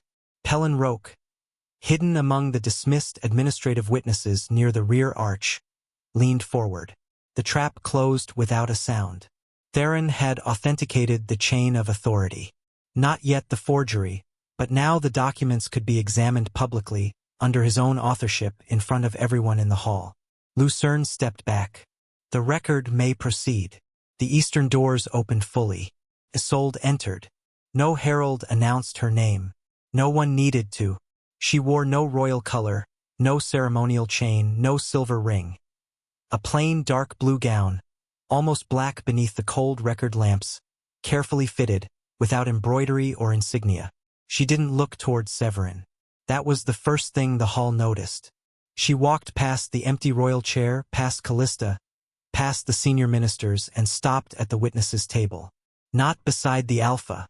Not behind him, at the place reserved for clerks, petitioners, and people required to prove their own credibility. A ripple moved through the galleries. Theron looked at Lucerne. This hearing concerns royal capacity. Lady Marouin is herself part of the evidence. Yes, Isolde said, her voice carrying farther than she'd expected. That is why I am standing here. Theron turned to her. You remain under inquiry. I am aware, Isolde said. You have not been cleared of improper influence, Theron said. No. Then your testimony is compromised, Theron said. So are your decrees, Isolde said. A few delegates reacted. Theron's eyes cooled. Lucerne returned to his desk. The witness may proceed subject to examination. Theron looked at him sharply. On whose authority? On the authority of the founding statute you have just presented. The first reversal landed quietly. The original law required testimony from any person whose rights, office, or records had been used to establish incapacity. Severin had just authenticated the very rule that let Isolde speak. He could object. He couldn't do it without undermining his own statute. Isolde set a narrow packet on the witness's table. Chancellor Severin has presented letters showing that Severin instructed provincial leaders to support expanded administrative authority. She unfolded the first. The handwriting resembled Severin's perfectly. The language appears consistent. A second beside it. The seal appears correct. The third. The dates align with the reforms. Severin watched without concern. So far, she was only repeating his own evidence. She lifted the first letter. But every document contains the same error. She looked toward the galleries. My family name is Marowan. She spelled it aloud, letter by letter, then turned the document outward. These letters spell it Marowan. A few delegates frowned. Severin didn't. A clerical error, he said. Repeated across 14 letters, Isolde said. Copied from a template, Severin said. Exactly, Isolde said. The word stopped him. Isolde laid the letters in a line. If Severin wrote each independently, the error would require him to repeatedly forget the name of the woman who reviewed his private correspondence for 9 years. Several heads turned toward Severin, who stayed motionless. If a clerk copied them from one source, she went on, then the letters were produced from a shared model. Severin's expression stayed calm. A spelling error does not prove forgery. No. She nodded toward the rear witness section. It proves where to look next. Roque stepped forward, slow with age, one knee bent, his left hand trembling around the wooden case he carried. Severin's eyes found him and narrowed small. But there. Master Roque, Lucerne said. State your former office. Royal Seal Engraver, Roque said. For how long? Lucerne asked. 31 years. Why did you leave service? Lucerne asked. Roque looked at Severin. I objected to duplicate seal instruments being retained beyond lawful destruction dates. The hall stirred. Severin's face stayed composed. A dismissed artisan with a grievance, he said. Roque opened the case. Wax impressions inside, Severin's private seal, Severin's administrative seal, copies pulled from the disputed letters. He set a magnifying lens over the first. The private royal seal used on these letters was not pressed by hand, Roque said. How can you know? A delegate asked. Depth, he pointed. The outer border is uniform. Human pressure shifts. Mechanical pressure does not. He moved to the next. And the duplicate instrument carries a fracture beside the rear claw. Severin's eyes flicked to the wax he'd just pressed beneath the presentation record. Roque followed his gaze. The same fracture appears on the duplicate seals used in the forged letters, Roque said. A murmur spread through the hall. Severin's voice stayed steady. You are comparing one office seal with another. No. Roque lifted both impressions. The Chancellor's official seal has no fracture. He pointed to the black wax on the chronicle record. This one does. The hall went silent. Severin looked down. The seal he had just used publicly carried the fracture, not because his official instrument was damaged, but because he'd brought the duplicate, or because someone had substituted it. Either possibility demanded an explanation. Lucerne stepped closer. Chancellor, where is the primary seal instrument? In my office, Severin said. Why did you present a duplicate? Lucerne asked. Severin didn't look away from the wax. For preservation. No preservation order exists, Lucerne said. Then one will be filed, Severin said. After use, Lucerne asked. Severin lifted his gaze. You are allowing theater to replace law. No, Lucerne said. I am allowing pressure patterns to become evidence. The second reversal entered the record. Isolde didn't let him recover before pressing on. Mistress Arian. Arian stepped forward carrying the private access ledger. Severin's attention shifted, and this time the irritation was visible. Arian placed the book in front of Lucerne. State your office. Keeper of the private residences and internal palace access, Arian said. Did you maintain the official Briarhouse ledger? Lucerne asked. Yes. Is this that ledger? Lucerne asked. No. A rustle moved through the galleries. What is it? Lucerne asked. My complete access record, Arian said. Theron spoke before Lucerne could continue. An unauthorized private document. Yes, Arian said. The honesty unsettled him. Compiled without administrative approval, Theron said. Yes. Then it has no legal standing, Theron said. Lucerne opened the founding statute. Contemporaneous access records maintained by an appointed keeper are admissible where official records are alleged to be incomplete. Theron looked at the document he'd just authenticated. Again, the original law worked against him. Arian opened to the first midnight visit and read the entries. One man entering through the main corridor under Severin's private authorization. Another approaching Briarhouse 4 minutes later by the garden route. One wearing the signet ring, one concealing his left hand, one exiting through the official corridor, one escaping over the drainage wall. Provincial delegates leaned forward as she continued through the later nights. On dates, the official ledger recorded Severin inside Briarhouse. His verified schedule placed him elsewhere entirely. A diplomatic supper, a sealed legal conference under guard inside the eastern residence. Therefore, Isolde said, some midnight visits were conducted by ceremonial doubles. Theron lifted a hand. A fact already admitted.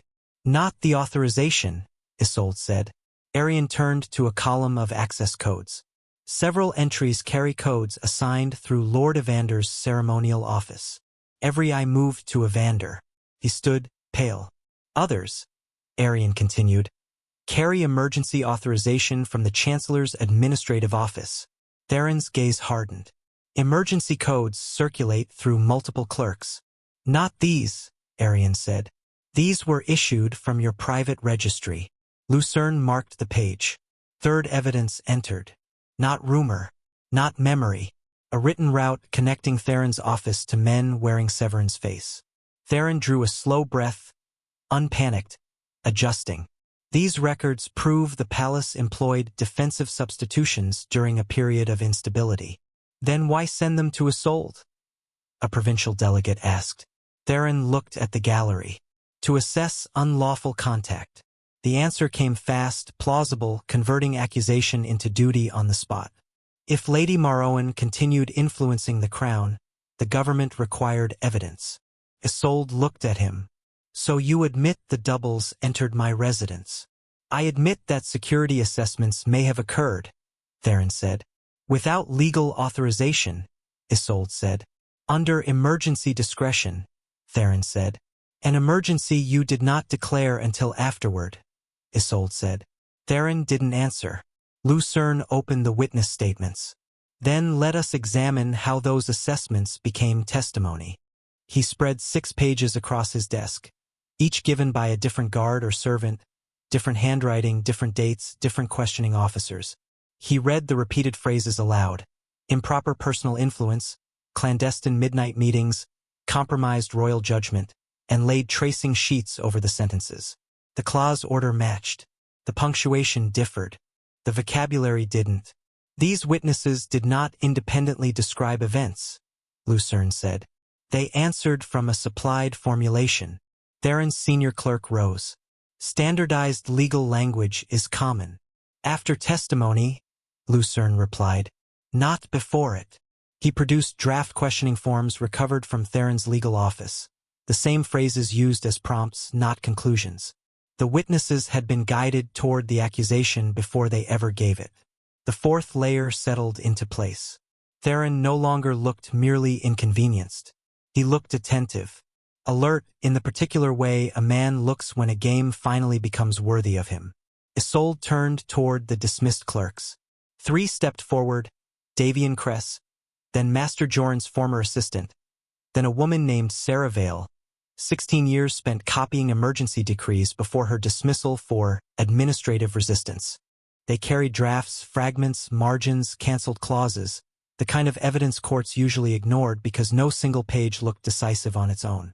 Isolde arranged them by date. The judicial decree, the correspondence review, emergency guard command, private court authority. communication restrictions. Each one had begun as a temporary measure with an expiration clause and an independent review requirement. In later versions, the expiration disappeared. The review shifted to Theron's office. The definition of emergency widened. The word temporary stayed in every title while vanishing from every point of enforcement. Davian described copying 3 versions. Sarah identified who'd ordered the expiration language removed. Another clerk admitted destroying the draft Severin had originally signed. Theron challenged each of them. They were dismissed. Yes, Isolde said. Disgruntled, Theron said. Some, Isolde said. Dependent upon your favor, Theron said. I hold no office, Isolde said. Your return would restore their positions, Theron said. Only if the evidence proves they were removed unlawfully, Isolde said. Theron turned to the delegates. You see the arrangement. A discarded maid assembles dismissed clerks and calls grievance a constitution. Isolde didn't answer emotionally. She moved the pages together. No single decree removed Severin. Judicial transfer beside correspondence control. No single decree gave you the government. Emergency command beside private court authority. But together, they created a crown that could not appoint judges, communicate without your seal, command guards during an emergency, or chair private councils without your daughter. The full pattern lay visible across the table. A throne surrounded by transferred functions, still standing, unable to act. You did not attempt to remove the alpha physically, Isolde said. You made him irrelevant legally. The 5th evidence wasn't a single document. It was accumulation, the slow poison finally shone in the cup. The galleries had stopped whispering. Now they watched. Callista rose before Lucerne ever called her name. Theron turned toward her, and the room narrowed around father and daughter. Sit down, he said, not loud. The command carried years behind it. Callista's body responded before her mind did. Shoulders tightening, knees nearly bending, and then she stayed standing. No, the first public refusal she had ever given him.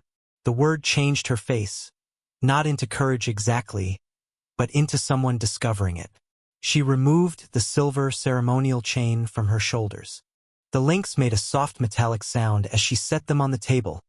The same sound Isolde's ring had made weeks earlier. Small, final. Callista faced the delegates. The engagement was staged. Theron's voice cut across the hall. My daughter is under emotional pressure. Callista looked at him. Yes, she didn't deny it. You created it. Then she told them everything. Her relationship with Evander.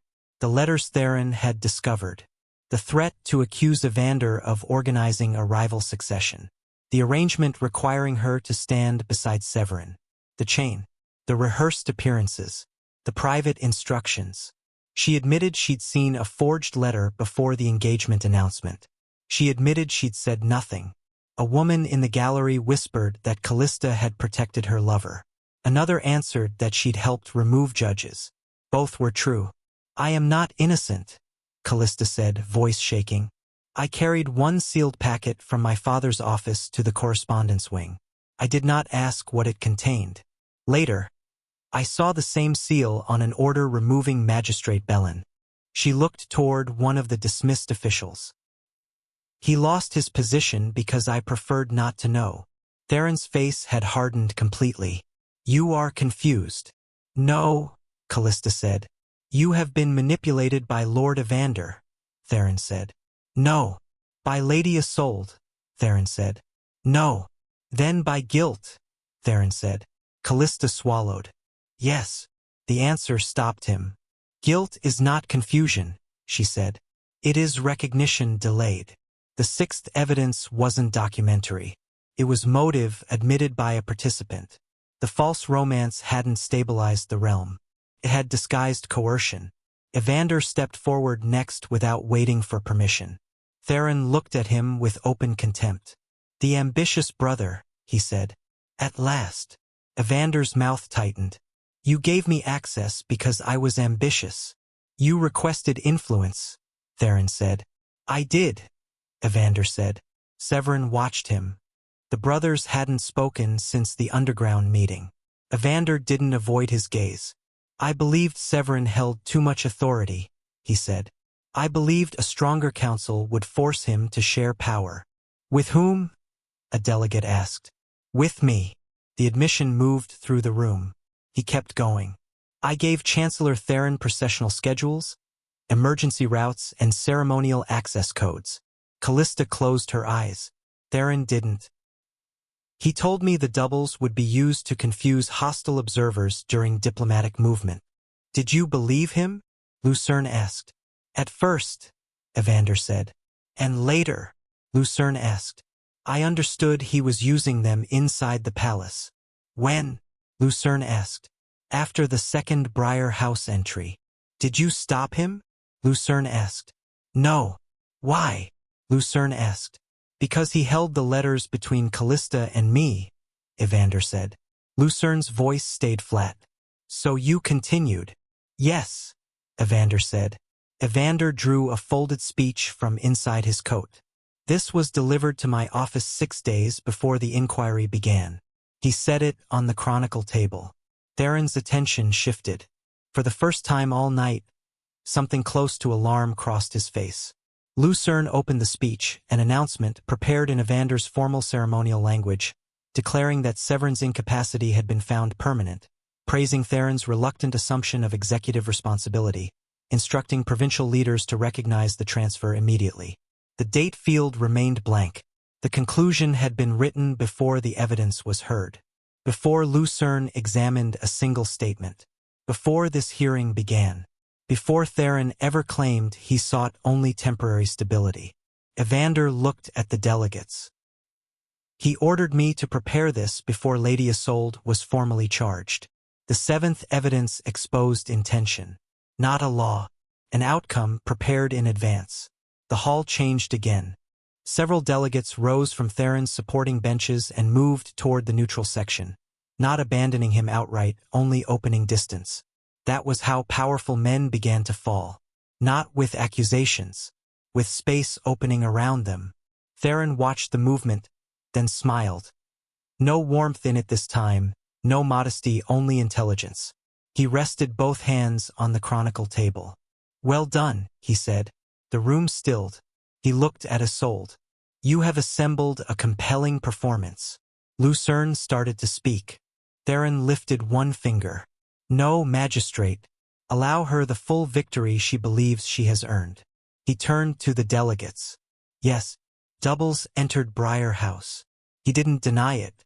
Yes, witness language was standardized. Another admission.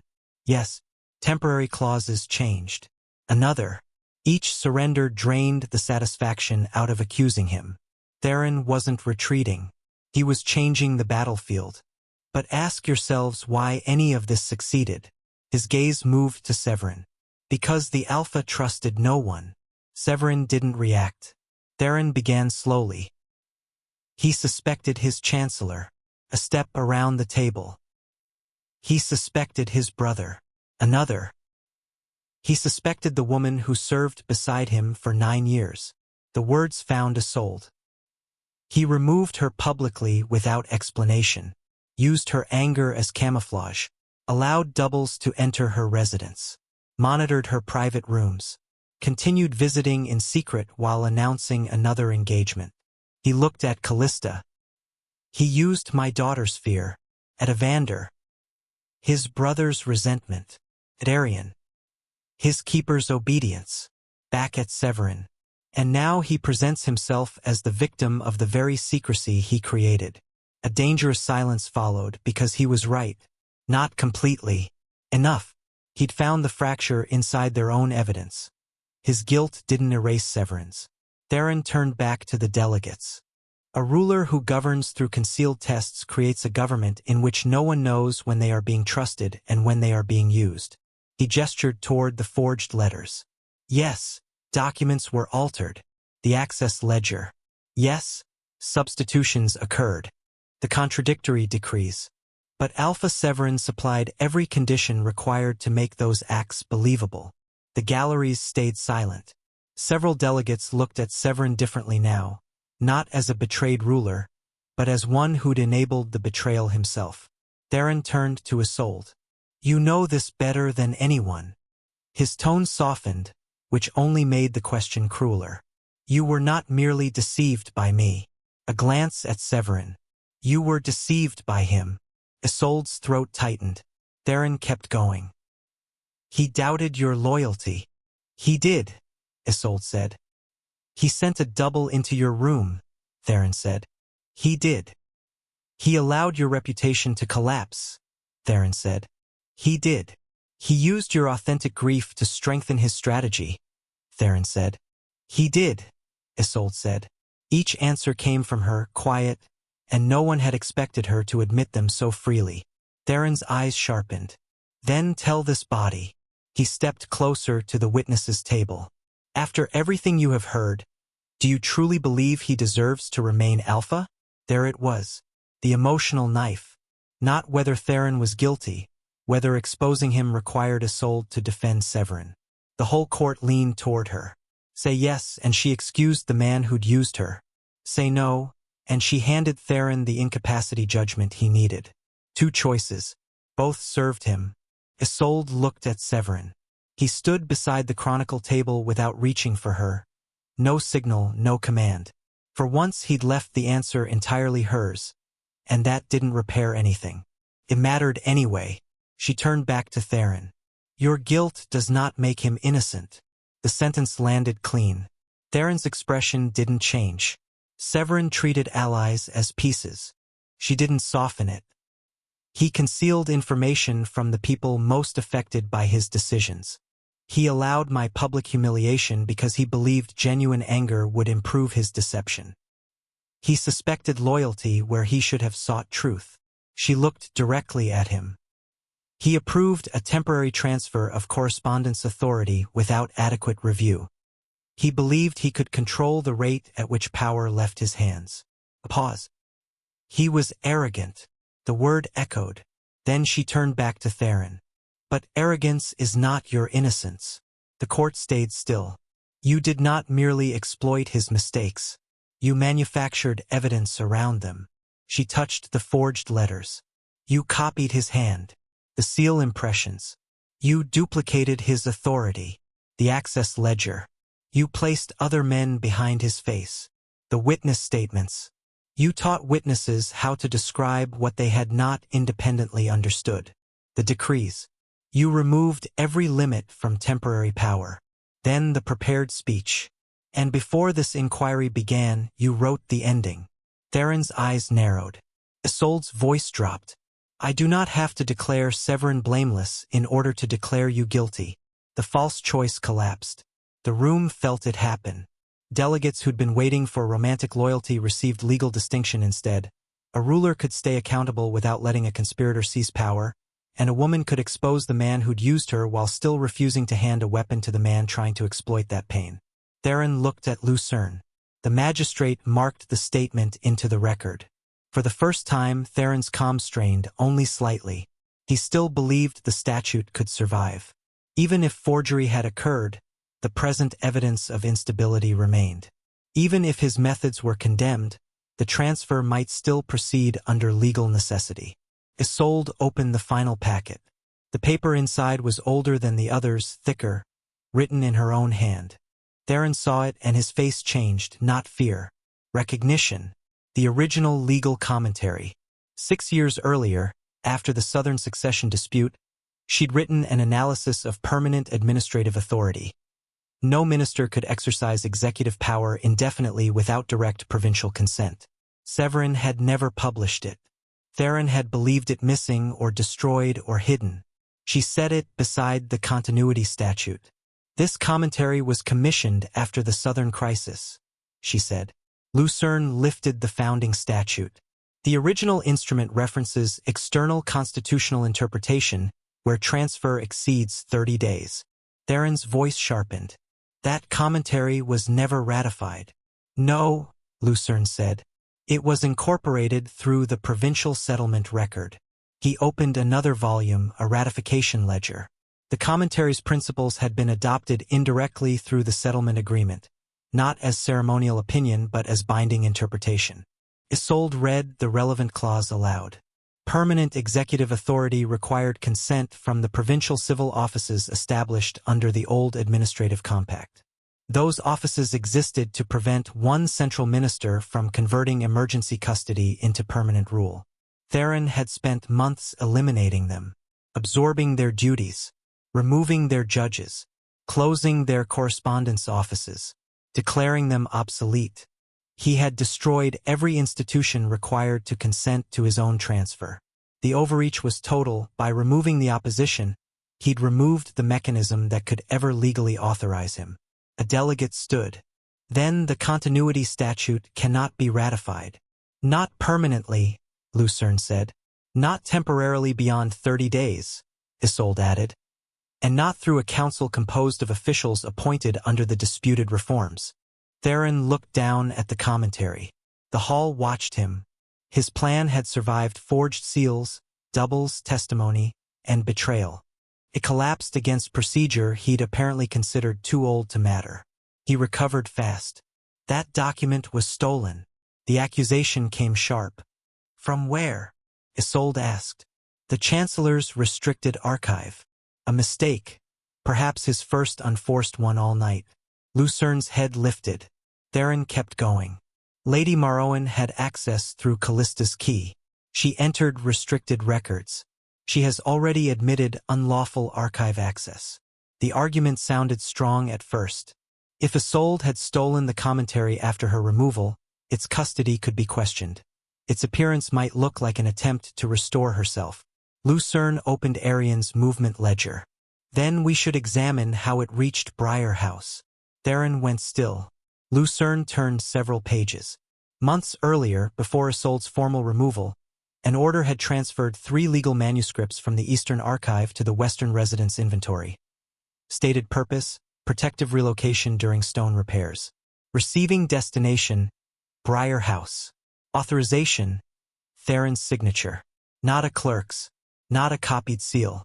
His personal administrative hand. Severin looked at the page. You ordered the commentary moved, Lucerne said. I authorized multiple transfers, Severin said. This one names the document, Lucerne said.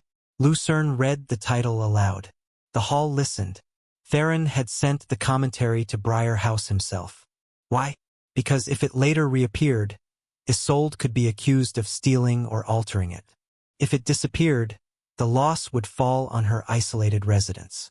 A trap prepared in advance, and the same document meant to incriminate her now proved premeditation against her instead. Severin's final reversal didn't arrive through a dramatic confession. It arrived through his own signature, his hand, his movement order, his attempt to plant evidence beside the woman he'd planned to destroy. Lucerne closed the ledger. The founding statute cannot be ratified under the proposed revision. He turned to the delegates. The presented seals are subject to forgery examination. Toward Severin. The Chancellor's office is implicated in unauthorized substitutions, coerced testimony, unlawful access, and prearranged incapacity judgment. Severin remained standing. No guards moved yet. His authority still existed until formally suspended, and he knew it. So did everyone else. Lucerne approached the chronicle table. Under archival emergency law, where the Chancellor is personally implicated in corruption of the continuity process, his seal may be suspended by joint declaration of the legal examiner, the provincial witnesses, and the standing crown. He looked at Severin. The room tightened. Severin could refuse. Preserve Severin temporarily. Use the moment to appear merciful. Instead, he removed his signet ring and pressed it into the suspension wax. Lucerne added his own mark. One by one, the provincial delegates stepped forward, the river district, the northern valleys, the lower agricultural territories, each seal joining the next, Severin watching his authority disappear one impression at a time. Not blood, not chains, wax. When the final delegate stepped back, Lucerne spoke. Lord Severin Thornaby, your administrative authority is suspended pending formal judgment. The title Chancellor had disappeared from the sentence. Severin heard it. His face stayed still. 2 record guards approached. Not palace guards, record guards, answering to the Hall of Records during proceedings, easy to overlook because they looked ceremonial. They removed the seal from his robe. He resisted only once, his hand closing around the chain, and the guard simply waited. No force, no struggle. After several seconds Theron released it, and the seal landed in the guard's palm. Roque brought the duplicate instruments forward. Lucerne placed both on the black oak table, the official seal and the fractured duplicate, then lifted a narrow iron hammer used for voiding obsolete marks. He struck the duplicate first. The metal cracked, a sharp sound moving through the hall. He struck the official seal second, not destroying the office forever, only suspending Theron's claim on it. The outer edge split. Theron flinched. Only then. Not when Callista confessed, not when Evander betrayed him, not when the statute failed. When the seal broke. Because that object represented what he'd valued most, and it wasn't family and it wasn't law. Continuity of control. Lucerne read the provisional judgment. All decrees issued through Theron's expanded authority would be suspended pending review. All judicial appointments made under the disputed transfer would be examined. All officials removed without independent hearing would receive restoration review. The Office of Seals would be placed under three-person custody. Theron's name would be struck from the active record of lawful chancellors until judgment concluded. Institutional erasure. The punishment he'd designed for others now turned back on him. He remained alive, uninjured, but the government would begin behaving as though his authority had never been legitimate at all. For a man like Theron, that was the deeper sentence. As the guards escorted him from the hall, he stopped beside Callista. She didn't look away. For a moment, father and daughter faced each other with no office standing between them. His expression carried no apology, only disappointment. "You chose badly," he said. Her voice shook. "I learned from you." The guards moved him on. At the doors he looked back once. Not toward Severin. Toward Isolde. The look didn't promise revenge. That would have been smaller. It acknowledged equivalence. He had underestimated the woman he'd tried to reduce to emotional evidence, and now she had written his removal into the permanent record. The doors closed behind him. Silence remained. No one knew what should happen next. The conspiracy had been exposed, the statute defeated, Theron removed. But the emotional damage still stood untouched at the center of the hall. Severin turned toward Isolde. The witnesses noticed. The galleries leaned forward again. This was the moment stories usually simplified. The ruler crosses to the woman he wronged. The enemy has fallen. The truth has prevailed. Forgiveness completes the shape. He walked around the chronicle table and stopped several feet away. No one spoke. The empty royal chair stood behind him. The witnesses' table stood behind her. He didn't reach for her. Didn't say her name right away. Then his body shifted. A slight bend at the knee, the beginning of a gesture. Perhaps a kneel. Perhaps submission before the court. Isolde raised one hand. "Do not." He stopped. The hall froze with him. "Do not kneel," she said, low enough that every person still heard it.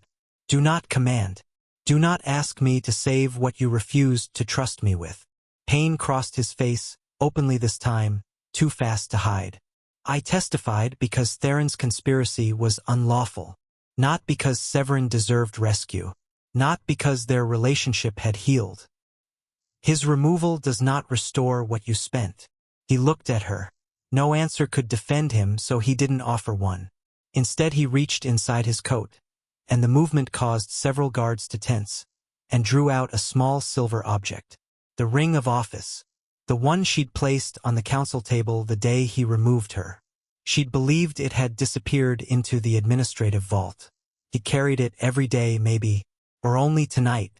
He set it on the witnesses' table between them. The metal touched wood with a soft click. The same sound as before. Then rule without the work you never admitted was mine. The memory returned to both of them at once. "Then decide what becomes of it," he said. "Not take it back. Not return. Not stand beside me. Decide." A different word. Not enough. Different. Isolde looked at the ring. The court waited for her hand to move. She didn't pick it up. After several seconds she turned away, and the ring stayed on the table. Neither accepted nor rejected.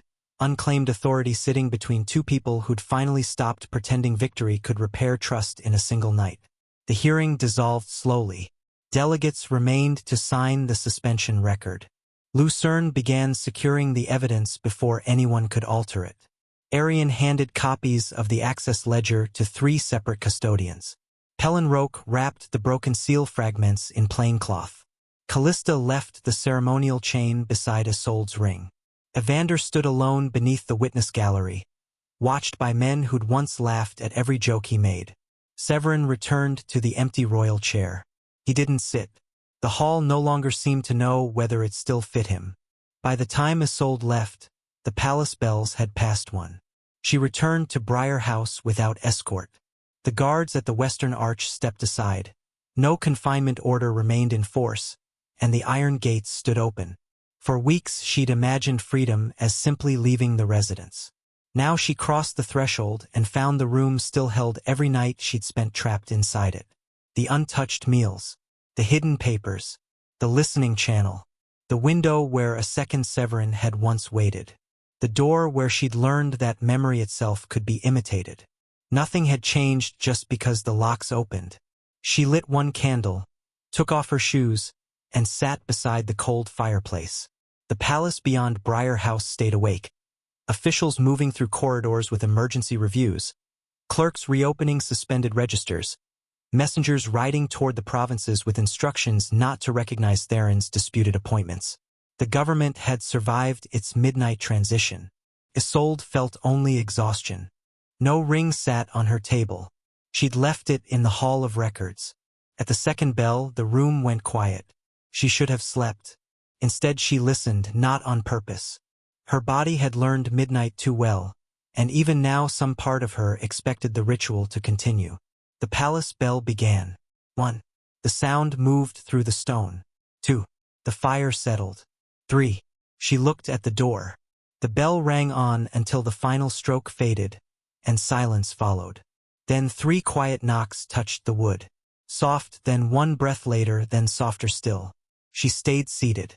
No voice followed immediately, and for several seconds she considered ignoring it entirely. Theron was detained. The doubles were under review. The access codes had been suspended. And yet the ritual still carried danger, not political now. Emotional. She rose, crossed the room, and put her hand on the iron bar. Then stopped. "Who is there?" Isolde asked. "Me," Severin said. Severin's voice, deliberately insufficient. He knew better than to ask for trust through a single word. She lifted the bar and opened the door. He stood in the corridor. No guards, no royal insignia, no cloak, his hands visible, no signet ring. He'd left that on the suspension record too.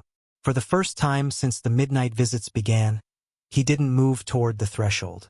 He stayed a full step back, far enough that she could have closed the door without ever touching him. A small change.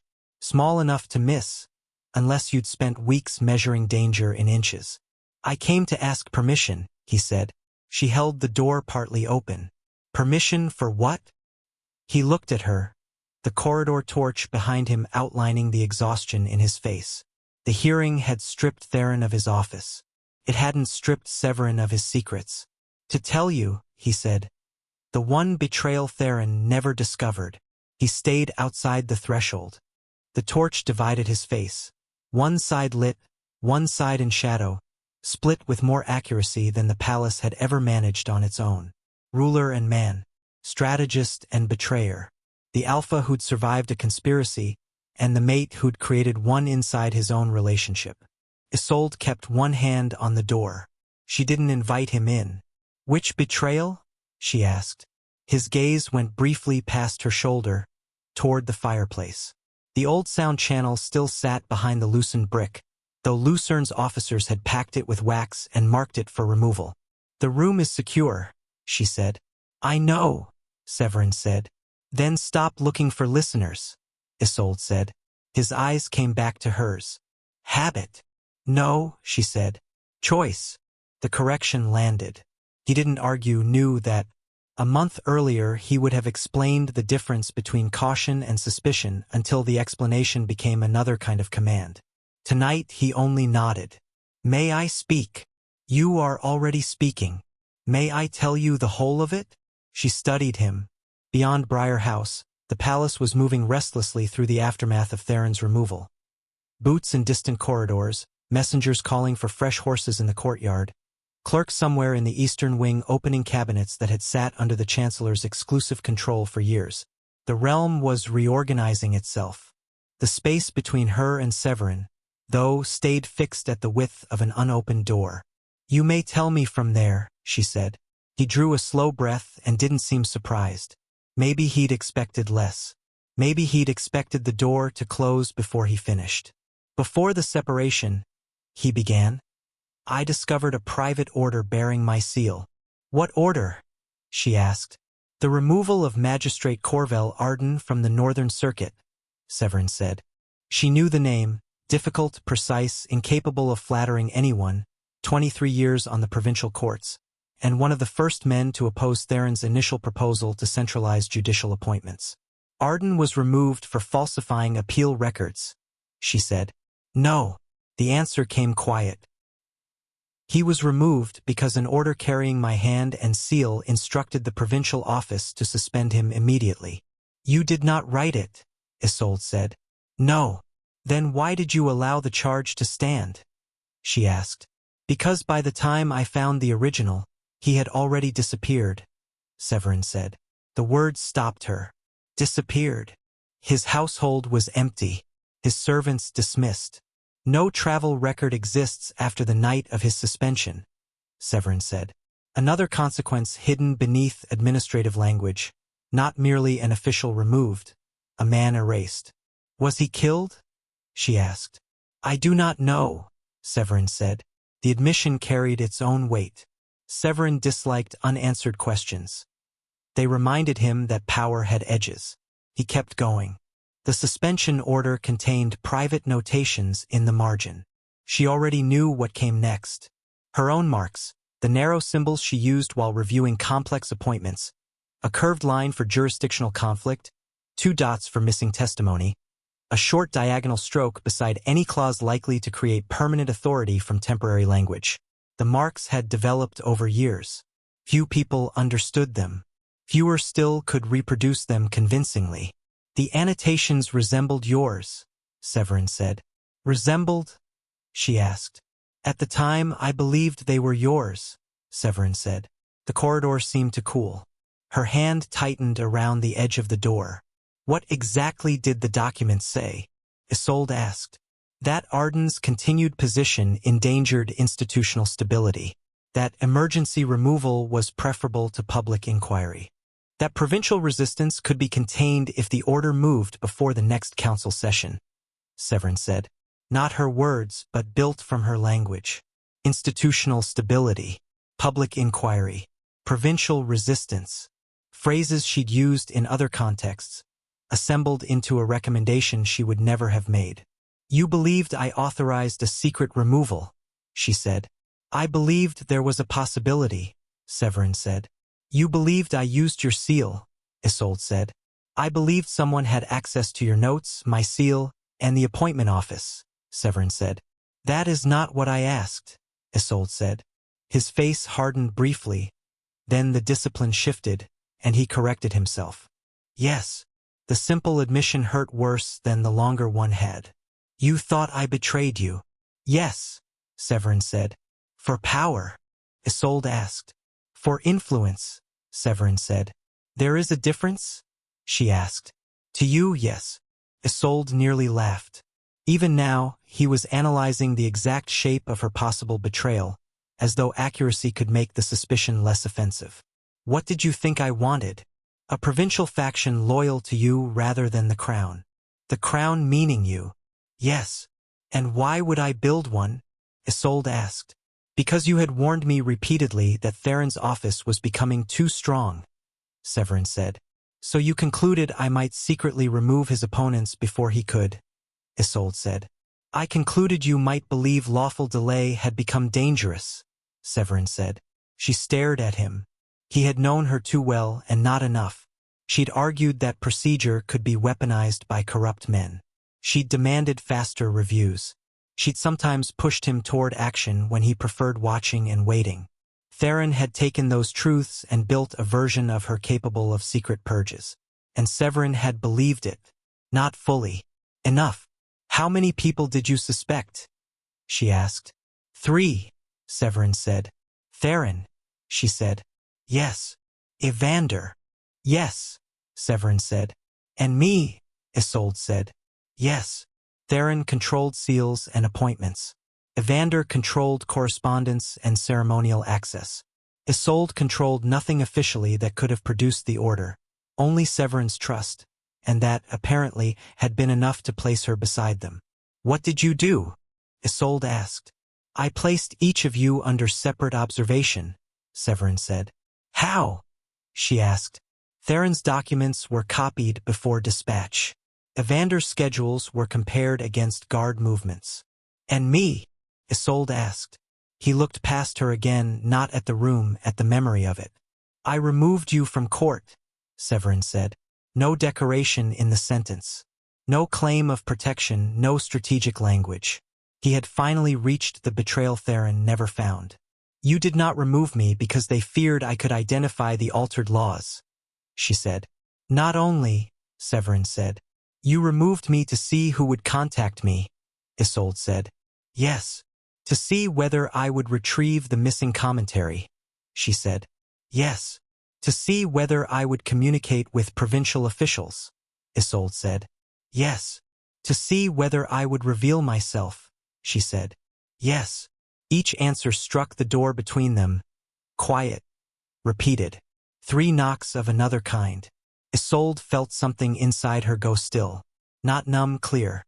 "The public separation was an interrogation," she said. "At first," Severin said. That phrase again. As though a motive that changed later somehow erased the original one. "Your midnight visits were part of it," Isolde said. "Yes. You came to question me without telling me I was accused," she said. "Yes. You watched what I ate," Isolde said. "To determine whether anyone was sending you food or messages," Severin said. "You asked which servants entered," she said. "Yes." "You asked whether Theron's office contacted me," Isolde said. "Yes." "You searched my room," she said. "Yes." "You burned a note in my fire," Isolde said. "It contained a false instruction directing you to retrieve the legal commentary," Severin said. "You wanted to see whether I recognized it," she said. "Yes." The room behind her seemed to fill with every earlier night. The cold broth, the bitter tea, the bandaged hand, Severin moving through her chamber while she mistook scrutiny for concern. Hope hadn't just made her vulnerable. He had used it as lighting. He had known exactly how she would read his return. Perhaps not consciously. Perhaps that made it worse. "You knew I would believe you still cared," she said. His face changed. "I did care. That was not my question." "No." He looked down the empty corridor, then back at her. "I knew." The honesty came too late to be merciful. "You allowed me to mistake interrogation for love," Isolde said. "I allowed you to misunderstand why I came," Severin said. "That is the same thing spoken by a man who wants less guilt," Isolde said. He absorbed the sentence without pushing back. Good. She was tired of defenses polished into strategy. "When did you stop suspecting Theron?" she asked. "I never did," Severin said. "Evander?" Isolde asked. "After I confirmed his access codes had been used outside his knowledge." "That was generous," she said. "It was incomplete," Severin said. "And me?" Isolde asked. His gaze held hers. "You already asked. I am asking again now that I know what the answer means." A long silence. "The night you refused to name officials," he said. "That was before the orchard test," Isolde said. "I began doubting the accusation then," Severin said. "But you continued testing me," she said. "Yes." "When did you know?" Isolde asked. "The night you closed the door after the false answer," Severin said. "The same answer. The same wound." She looked down at the threshold, smooth from years of servants passing through Briar House before it became a prison, and remembered the false Severin standing there, the wrong answer, her hand dropping the bar into place. That was the moment the real Severin had decided she was loyal. Not when she'd surrendered sleep for his administration. Not when she'd defended his reforms before hostile provincial leaders. Not when she'd refused to build a household faction of her own. Not when she'd put his survival before her reputation across 3 separate succession disputes. One closed door. Years of loyalty had become background noise beside a forged page. "My suspicion hurt you more than the separation," Severin said. "Not a question." "Yes." He didn't flinch. "The public separation humiliated me," she continued. "The confinement frightened me. Callista wearing my chain made me furious." Her voice stayed controlled. "But those things were visible. I could name them." Severin listened. "Your suspicion reached backward," she said.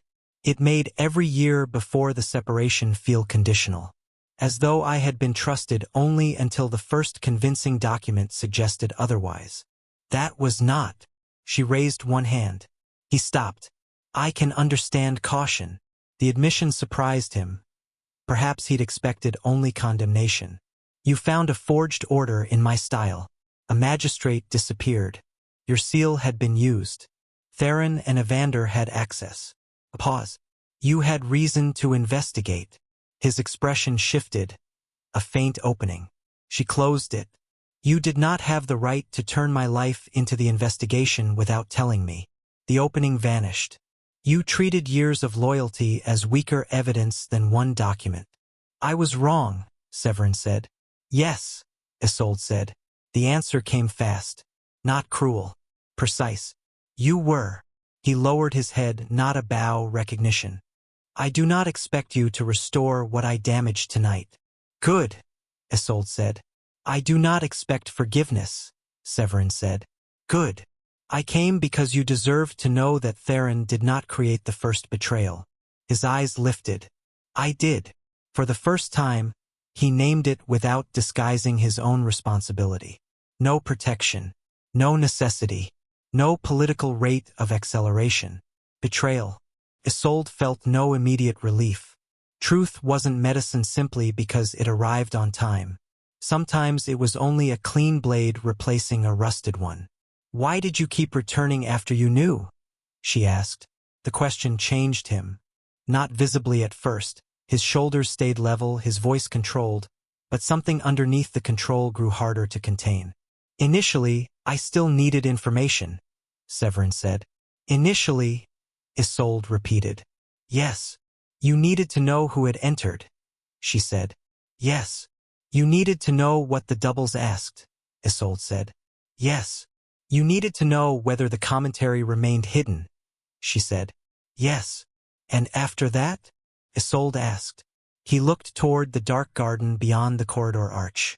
The grounds lay quiet under the last hours before dawn. "When you were removed from court," he said, "I expected the absence to make the work easier." The confession sounded almost absurd. She waited. "I believed distance would clarify suspicion. I believed I could observe without attachment interfering," Severin said. "And?" Isolde asked. "It did not. No poetry. No grand declaration. Only failure admitted in Severin's own language. I found myself measuring the day by whether midnight had arrived." Her hand tightened slightly on the door. "I needed to know you were alive," Severin said. "You had guards," Isolde said. "I did not trust them," Severin said. "You chose them," Isolde said. "I did not trust myself to believe their reports," Severin said. The contradiction was pure Severin, trusting systems he built himself right up until emotion entered them, and then trusting no one at all. "I needed to see whether you had eaten," he continued, "whether the locks had changed, whether the listening channel had been used, whether you still hated me." "Why did that matter?" Isolde asked. His jaw tightened. "Because your anger was the only part of the separation that still belonged to you." The sentence reached her. She didn't let it pull her closer. "I could not stop returning," Severin said. "Could not?" Isolde asked. "No. You are the alpha. You issue orders the palace obeys," she said. "I know," Severin said. "Then order yourself," Isolde said. I tried, he said. The simplicity of it made it harder to dismiss. Every evening I decided I would not come. Every midnight, I found myself outside your door, too proud to apologize. Yes, too suspicious to explain. Yes, too selfish to stay away, Isolde said. His eyes stayed on hers. Yes, there it was, the answer stripped of romance. Need was not absolution. Love did not automatically mean kindness. A man could be unable to stay away and still behave unforgivably once he arrived. Isolde breathed slowly. I believe you. Something moved across his face. Relief, maybe. It didn't last. I also believe you should leave. He nodded once, no argument, no attempt to cross the threshold. The restraint mattered, not enough, but it mattered. He stepped backward. Isolde began closing the door, and before it shut completely he spoke. What happens tomorrow? Severin asked. She stopped. Not because the question was emotional, because the palace still required rebuilding. The conspiracy had been exposed. The government left damaged.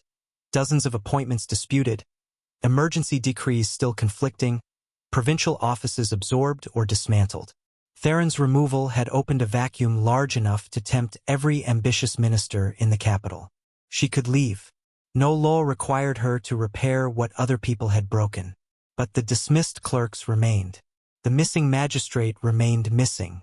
The judges removed under false authority deserved a proper review. And if she refused, Severin might rebuild the exact same structure with different names. Not from malice, but from habit. Tomorrow, she said, you will receive my conditions. For what? Severin asked. For my participation, Isolde said. He looked at her. Not restoration? No. Not the ring, Severin asked. No. Then what position? He asked. One that does not depend upon being your mate, Isolde said. The answer changed the corridor more than an embrace would have. For years her authority had existed through proximity to Severin. Useful, resented, unconfirmed, and easy to remove. That would not happen again. He nodded. I will read them. You will not merely read them, Isolde said. No. The faintest tension entered his face. What will I do? You will submit them to public review, Isolde said. His instinct resisted immediately. She saw it. Public review meant losing control, recorded objection, provincial scrutiny, a system that no longer depended on his private judgment. He looked at the threshold, then back at her. Yes. Isolde closed the door. Not violently, firmly. The latch settled into place, and this time no voice came through the wood. No final warning. No instruction to ask a better question. Severin left. His footsteps receded naturally, uneven for the first few paces, then controlled. She stayed by the door until the silence returned completely. She didn't cry. She was too tired for that. Instead, she crossed to the writing table and lit a second candle. The legal commentary lay open beside blank sheets, and before dawn she began drafting the conditions. The first addressed emergency decrees. No emergency authority would remain in force without a defined expiration date. Not a review period. An expiration. Every emergency decree would terminate automatically unless renewed through recorded consent. Temporary would finally mean temporary. The second divided the powers Theron had gathered. No single chancellor would control correspondence, seals, and appointments together. The offices would be separated, each maintaining independent records. No seal permitted to authorize its own delivery, interpretation, and enforcement all at once. The third addressed the ceremonial doubles. Their existence would no longer remain a secret custom controlled by 3 men. Every deployment would require written authorization from 3 independent officials: the Standing Crown, the Chief Legal Examiner, the Superintendent of Palace Access, with the double's name, purpose, duration, route, and retrieval time all recorded. No authorization could be verbal. No duplicate face could move without a documentary trail behind it. The fourth addressed restricted residences. No royal or noble residence could be monitored without judicial approval. Listening channels would be mapped. Hidden passages registered. Emergency surveillance would expire within 48 hours unless formally renewed. No person could be confined in a room whose walls reported more than the law did. The fifth established review for removed officials. Every dismissal issued under Theron's disputed authority examined individually, not automatically reversed, not automatically preserved. Evidence would decide. Those falsely accused would receive restoration, compensation, and public correction of the record. The sixth addressed the position that had once belonged to Isolde without ever being properly named. The royal mate would hold no automatic administrative authority. Love would not become office. Marriage would not become legal qualification. Any royal mate could be appointed through public confirmation, defined responsibilities, and recorded oversight, exactly like any other official. If Isolde returned to government, it would not be because Severin chose her privately. It would be because her work survived examination in public. The seventh condition was his.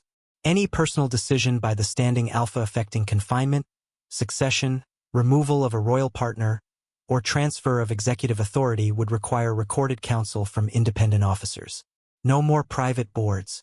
No more solitary strategies built on other people's lives. Severin could still decide. He could no longer pretend no one had warned him. By sunrise, she had written 23 provisions. The final page stayed blank until the morning bell sounded, and then she wrote one last sentence. No office shall depend upon private trust where public consequence follows. That was the lesson underneath all the others. Theron's conspiracy had flourished through secret confidence. Severin had trusted his own judgment more than any shared process. Callista had trusted silence to protect Evander. Evander had trusted compromise to buy influence. Arian had trusted records no one else could see. Even Isolde had trusted years of intimacy to protect her from suspicion. Private trust wasn't worthless. It was simply too fragile to carry a government alone. At the ninth bell, Isolde entered the Provisional Council chamber. Not the throne room, the old administrative hearing room overlooking the eastern courtyard, its walls bare where Theron's seals had been stripped away. Lucerne sat at the center table already surrounded by open law books. Arian stood beside a newly prepared access register. Callista and Evander occupied separate benches. Severin stood at the far end, the silver ring of office resting on the table before him. He had brought it. He had not placed it at Isolde's seat. Good. Provincial delegates entered behind her, dismissed clerks following. Helen Roque arrived carrying fragments of the broken seals. No one announced her name. No one needed to. She placed the reform document on the table. These are my conditions. Lucerne reached for the pages. Severin didn't. He waited until the magistrate finished the first section. Also good. Lucerne frowned by the fourth provision. By the seventh, he looked nearly offended. This creates substantial procedural burden, he said. Yes, Isolde said. Emergency administration may slow, Lucerne said. Yes. 3-person authorization for ceremonial doubles is excessive, Lucerne said. No, Isolde said. He looked up. Everything becomes excessive immediately after abuse. Then preserve enough burden that abuse remains inconvenient, Isolde said. Helen Roque coughed to hide a laugh. Lucerne didn't appreciate it, and returned to the document. Severin read over his shoulder, silent, and when he reached the section requiring recorded counsel for personal decisions affecting confinement, he stopped. Isolde watched him. No objection came. The delegates reviewed the reforms for 3 days, arguments beginning immediately. Ministers claimed automatic expiration would endanger rapid response. Isolde asked why emergencies always seemed to expire later than the men benefiting from them preferred. Correspondence officers protested the division of seals and dispatch. Lucerne answered that administrative convenience had already nearly dismantled the crown once already. Several nobles objected to public confirmation for a royal mate's office, arguing that a ruler should be free to trust the person beside him. Isolde answered, "Trust may choose companionship. It should not appoint government without review." Severin supported the clause, publicly, without quietly softening it first behind closed doors. That mattered too. The reforms passed in stages, not perfectly, no system survives contact with ambitious men unchanged, but the dangerous concentrations ended. The Office of Seals split into 3 branches. Appointments moved under legal review. Correspondence required parallel copies kept outside the Chancellor's control. Emergency decrees expired automatically after 14 days. Extension requiring recorded provincial consent. Briar House was inspected. The listening channel behind the fireplace was opened completely, revealing a narrow chamber with a chair, discarded wax, copied schedules, and a ledger of conversations. Isolde watched the workers strip out the metal lining, and the wall looked wounded afterward. Raw stone where hidden architecture had lived. She ordered the opening left visible until the investigation ended entirely. No plaster, no concealment. People should see what secrecy had actually required, physically. The palace doubles were identified, 4 men. 2 had believed they served ordinary security functions. 1 admitted entering Briar House under Theron's orders. The man with the scar refused to name who had trained him in her private memories. Lucerne ordered him detained pending review. No execution, no disappearance. The system would not imitate the crime while punishing it. The dismissed officials returned one by one for hearings. Some were innocent, some weren't. Perrin Olcott had indeed concealed tax irregularities, though not the ones alleged. Master Joran had preserved petitions rather than destroyed them.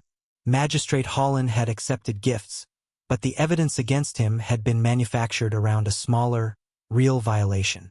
Their cases reminded Isolde that wrongful process didn't automatically produce virtuous victims. Truth remained untidy. That made proper procedure more important, not less. Magistrate Corvel Arden was found 6 weeks later, alive, hidden inside a provincial monastery under another name. He'd fled after receiving a warning that his suspension was about to become an arrest. He returned thinner, angrier, and entirely unwilling to thank Severin for correcting a danger the palace itself had created. Lucerne approved of him immediately. Callista testified fully. Her ceremonial position ended. The silver chain she'd worn during the false engagement was returned to the administrative archive rather than to Isolde. It no longer belonged to a woman. It belonged to an office awaiting lawful reconstruction. Theron's daughter received no reward for eventual honesty. She lost her private court authority. Her correspondence was reviewed. Her role in carrying sealed packets entered the formal judgment. She wasn't imprisoned. Neither was she restored. For the first time in her life, Callista had to exist without her father's power or Severin's false protection defining her. Evander was removed from royal correspondence. Severin didn't appoint him elsewhere, which surprised the court. Many had expected a quiet transfer to preserve family dignity. Instead, Evander appeared before the administrative review and admitted every access code he'd supplied. He surrendered his ceremonial privileges. His name stayed in the succession register because law required it. His authority disappeared because trust no longer supported it. Callista and Evander stopped hiding their relationship after that. No one celebrated it. No one announced an engagement. They met openly in gardens where guards could see them and letters could be sent without secret routes. Their romance had survived the conspiracy. Whether it deserved to survive what they'd done to get there remained a separate question, and one they would have to answer separately or not at all. Arian became superintendent of palace access. Not soulkeeper, her office operating under Lucerne's review. Every hidden passage was mapped. Every lock change required a duplicate record. Every visitor to a restricted residence signed entry and exit times witnessed by 2 independent attendants. Arian disliked the new visibility. That was partly why Isolde trusted it. A system should inconvenience even the person running it. Lucerne became chief examiner of royal procedure. He accepted the appointment only after adding 3 clauses limiting his own authority. When Severin congratulated him, he replied, "I consider this a punishment for noticing things," and remained thoroughly unimpressed by romance, particularly theirs. During one reform session, Severin paused beside Isolde's chair a moment longer than necessary, and Lucerne looked up from a decree. If the Alpha intends to communicate through silence, he must submit a written interpretation for the record. Severin moved away. Isolde almost smiled. Almost. Her own appointment came last. The provincial delegates reviewed her record. Not her relationship, not the years she'd spent beside Severin without a title, but her actual work. Judicial reforms, grain distribution, appointment reviews, the legal commentary that had defeated the continuity statute. Objections came. Some argued she'd exercised too much unrecorded influence in the past. Isolde agreed with them. The admission startled the room. That is why the new office must be defined, she said. She was appointed Commissioner of Administrative Reconstruction for 1 year. A temporary office with an actual expiration date. Lucerne had insisted on the wording, and she approved. The silver ring of her former position remained in the archive. She didn't take it back. Her new office carried no jewelry, only a seal bearing her name and the date the authority would end. The palace changed slowly. Doors opened. Records multiplied. Meetings ran longer. Arguments entered official minutes instead of disappearing into private chambers. Severin appeared frustrated more often, and overruled fewer people without explanation. The first time Lucerne required him to record the reason for rejecting a provincial recommendation, he stared at the blank page as though seriously weighing whether a smaller government might be preferable. He wrote the explanation. It was inadequate. Lucerne returned it. He wrote another. Isolde heard about the exchange from 3 separate clerks before noon. For once, palace gossip improved governance.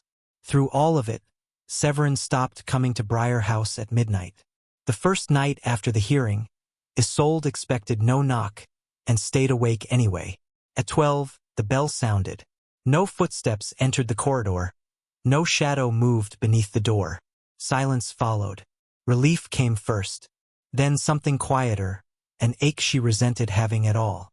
The second night, she worked deliberately until midnight, telling herself the reforms needed attention.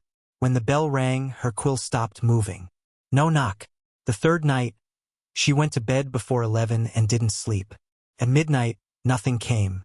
Severin had finally obeyed a boundary, and some disloyal part of her missed the violation, because the violation had once carried his voice. That was the cruelty of a changing pattern. Safety could feel like abandonment when danger had arrived faithfully for so long. Isolde recognized the feeling. She didn't obey it.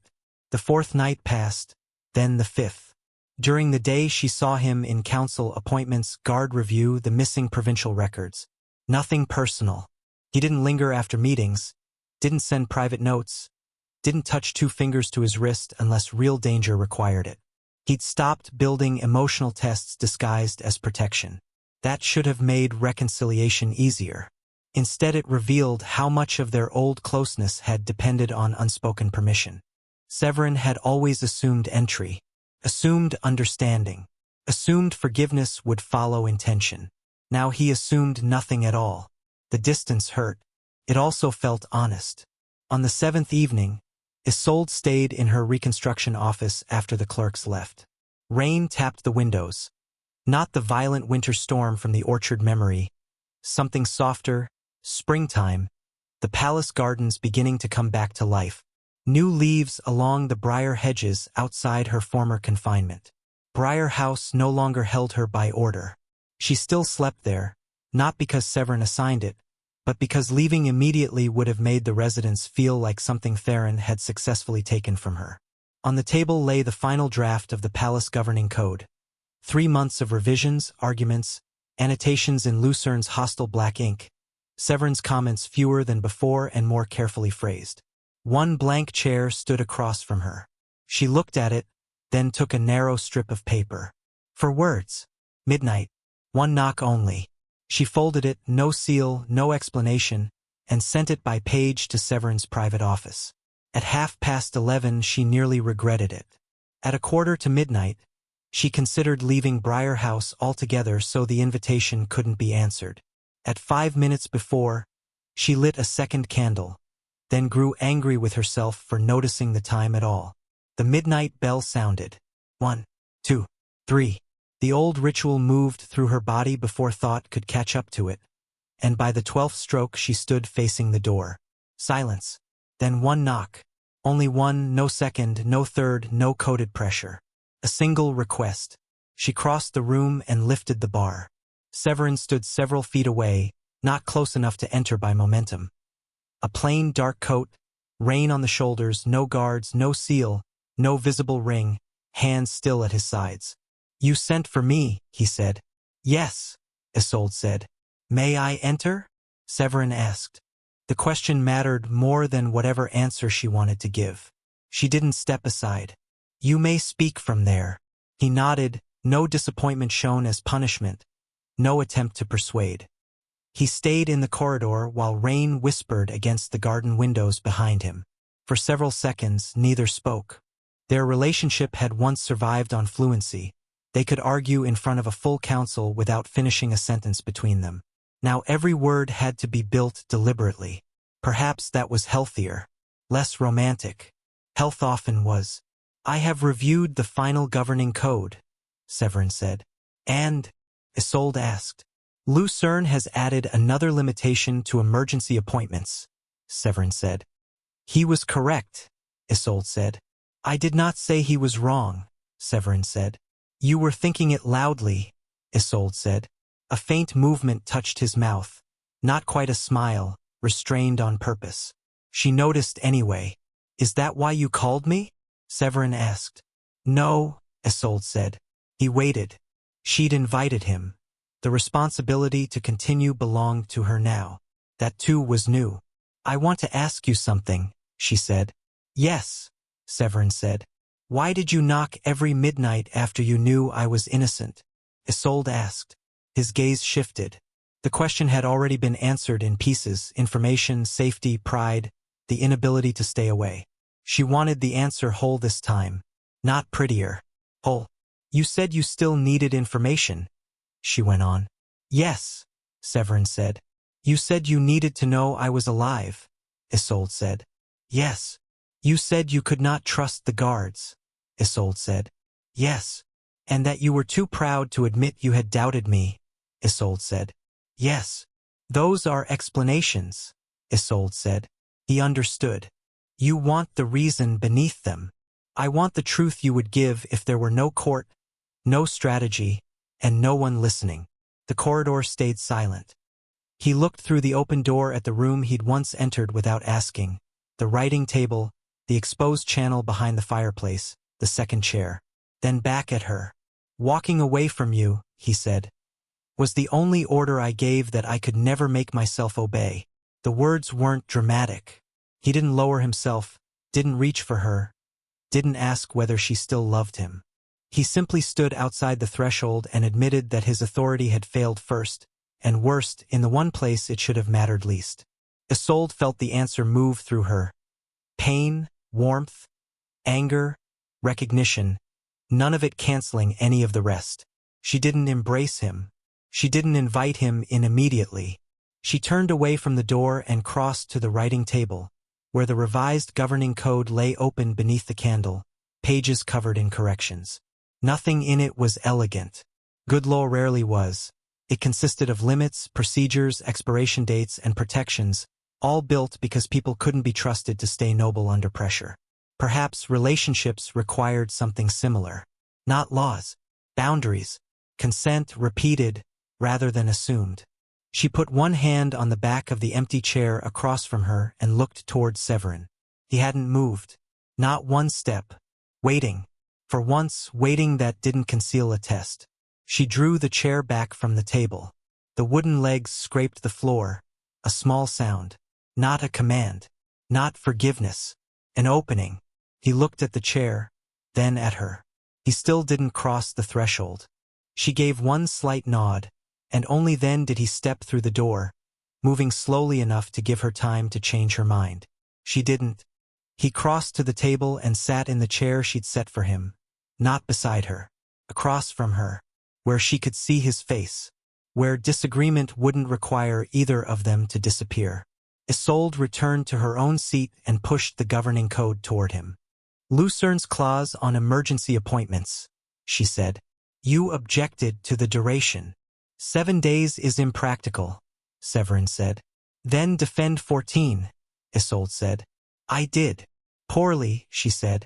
His eyes lifted. "You rejected it before the second paragraph." The second paragraph was evasive, Isolde said. It was contextual, Severin said. It was evasive with better grammar, Isolde said. For the first time in months, Severin smiled, reluctant, uneven, real. She recognized it.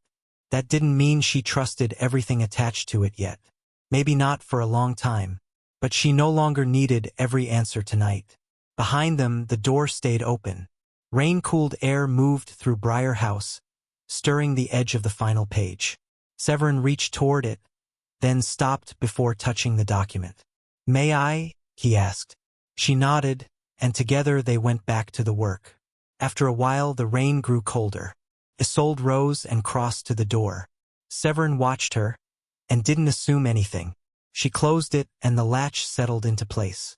The same door that had once made Briar House a prison. The same threshold that had carried doubles, and lies, and tests, and midnight fear. Now it closed because Isolde had chosen the room. Because Severin had been invited. Because they both understood, finally, that a closed door could mean safety, as long as the person inside controlled the lock. The palace beyond them went on rebuilding. Theron awaited judgment. Callista and Evander faced what came from calling their secrecy protection. Arian turned hidden routes into public record. Lucerne converted suspicion into procedure. And at a scarred wooden table in the western residence, an Alpha and the mate he had abandoned began again, without pretending that survival and repair were ever the same thing. He had walked away from her before the entire court. But every midnight, he had come back to her door. At first, to investigate. Then to protect. Then because pride could no longer keep pace with need. In the end, the knocking stopped only when he finally understood the difference between wanting entry and being invited inside. Isolde did not forgive him because the conspiracy had ended. She did not restore him because he confessed. She left the door open because, for the first time, he waited for her to decide what happened next. If you think Isolde was right to make Severin earn his way back slowly, tell us why in the comments. And if you want more stories where hidden betrayals unravel one careful truth at a time, like this video, subscribe, and turn on notifications for the next one. Because in courts built on secrets, the loudest betrayal is rarely the most dangerous one. Sometimes it's the quiet decision made by someone who believes love will forgive what trust never should have had to.